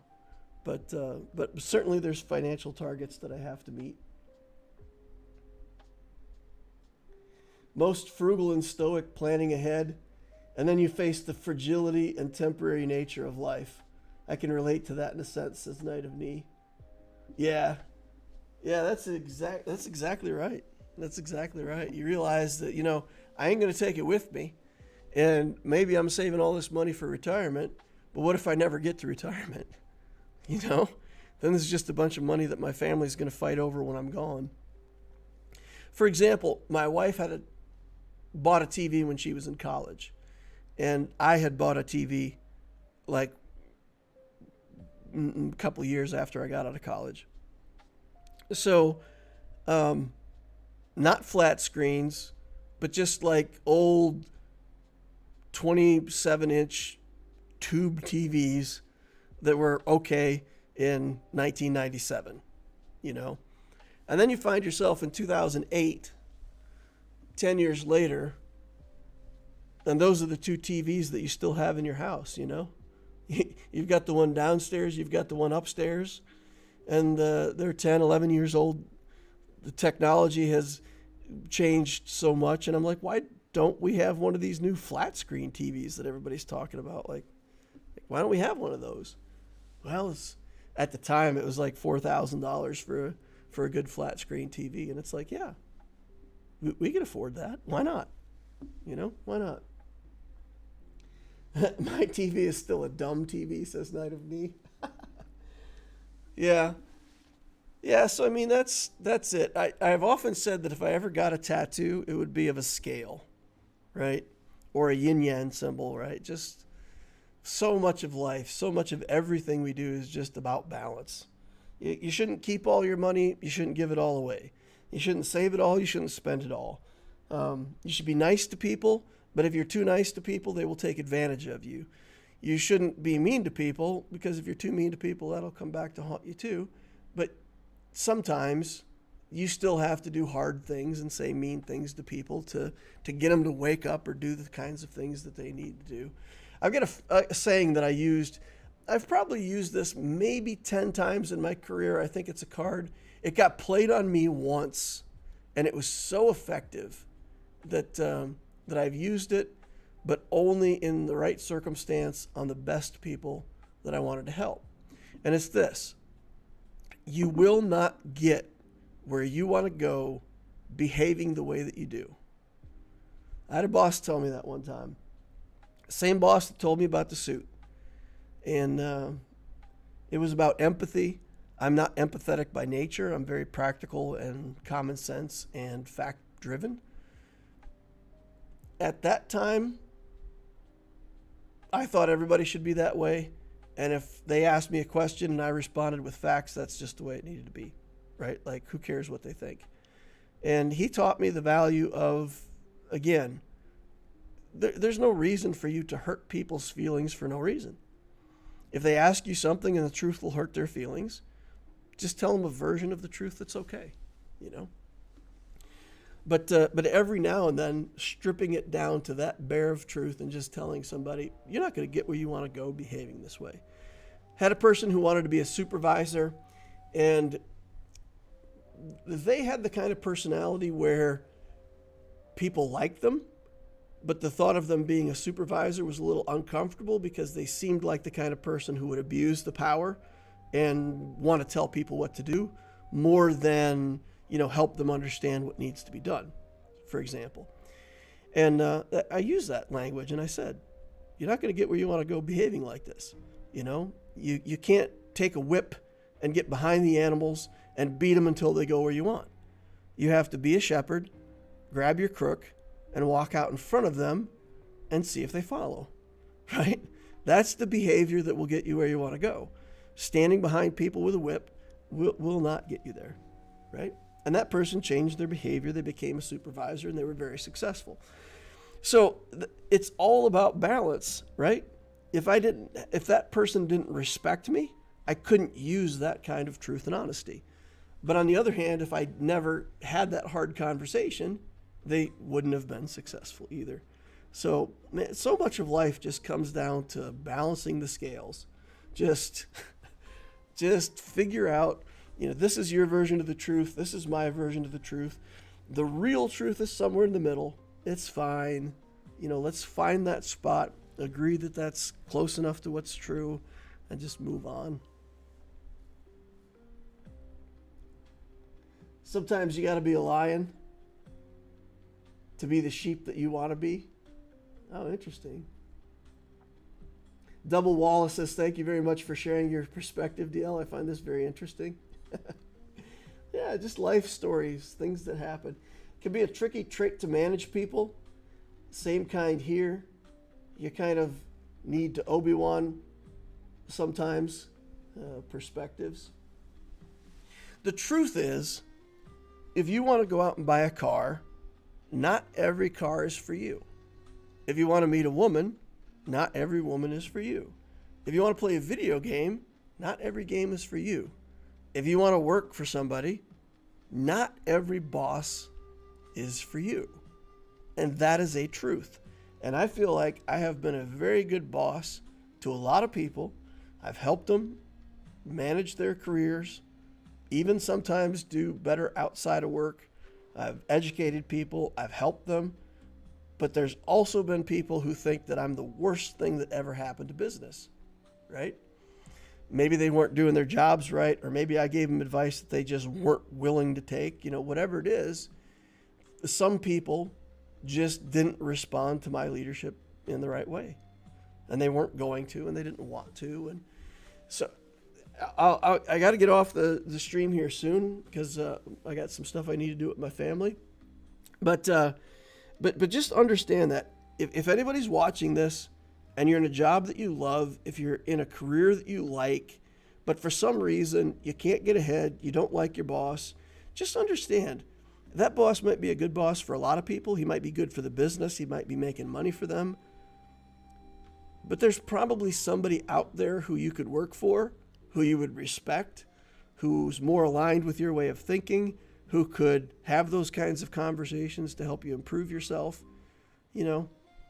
Just like I've recommended to people before, not every guild's for you. Change guilds, get a better guild, get somebody who's doing better in the raids. You need to do that for yourself and for your account. I'm giving that advice to a lot of people. And they find different guilds and they're like, oh my God, I didn't realize what I was missing out on until I changed guilds, right? If you're afraid to change a job and you stay in the same job for too long, it can be very detrimental. Find a team that works for you.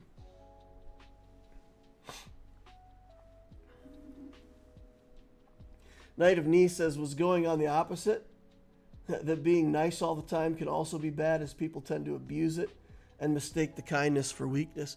Yeah, you turn yourself into a doormat, right? If you never push back, you're a doormat, right? You can't do one or the other. You can't be mean all the time. You can't be angry and punching people all the time. That'll get you in trouble. If you're nice all the time, you'll become a doormat and people will walk all over you. There's just this balance that you have to have where you're nice enough, but there's a line that when people cross, you stand up for yourself and you push their face in the dirt, salt the earth, and let everybody know that people who do that are not going to be tolerated, right? When they cross that line. And for example, if you're a boss and somebody breaks the safety rules, for example, this is an example that happened over and over again in my career. I would be very tolerant of people who broke the rules. I would try to re-educate them and explain the consequences of what they did and all that stuff. But every now and then somebody would do something that was not only a blatant violation of the safety rules, but it was willful. They knew what they were doing when they broke the rules, and those people, I just fire them on the spot. This is your last day working for me. I like you. I need you here working. I'm sorry. but we just can't work together anymore. I can never trust you again. You got to go. You put yourself at risk. You put people at risk. If you want to go kill yourself, you have to go do that somewhere else. Goodbye. And that sets an example. And then people are like, all of a sudden, like, oh, you know, everybody gets away with it. Oh, okay. So not everybody gets away with everything, right? There has to be that balance. I've never seen it where there's a better answer than balance. Now, the balance point might be here, and you're at the wrong point to get it right. I've done that plenty of times and looked back over my shoulder and gone, yeah. For example, maybe I was a little too trusting with that employee, and I should have been checking up more on their results and verifying, or maybe I let that go a little too far, or maybe I fired him a little too soon. Maybe I should have gave him another chance. I can see times in my career where the balance wasn't maybe where it should have been, but for me, it always comes back to that. Like, it always comes back to that balance. Great example. If they know that they aren't doing what they should, not here, buddy. Too much of a roar here and too less of a bite there. I love your analogy, Knight of Knee. That's fantastic. I like the lion and the sheep. Yeah, it's definitely the truth. There are times where you got to be the lion. There's times where you got to be the sheep. There's kind of this, ideal animal that's somewhere in between. Maybe a sheep with a carnivorous sheep. That's the idea, carnivorous sheep. But there's so much truth to that too. Sheep are followers, right? And when you call somebody a sheep, it's always usually meant as an insult, right? But I'm telling you right now, most good leaders are also good followers, right? You can't lead other people without that somebody comes to you sometime and says, look, what you're doing isn't working.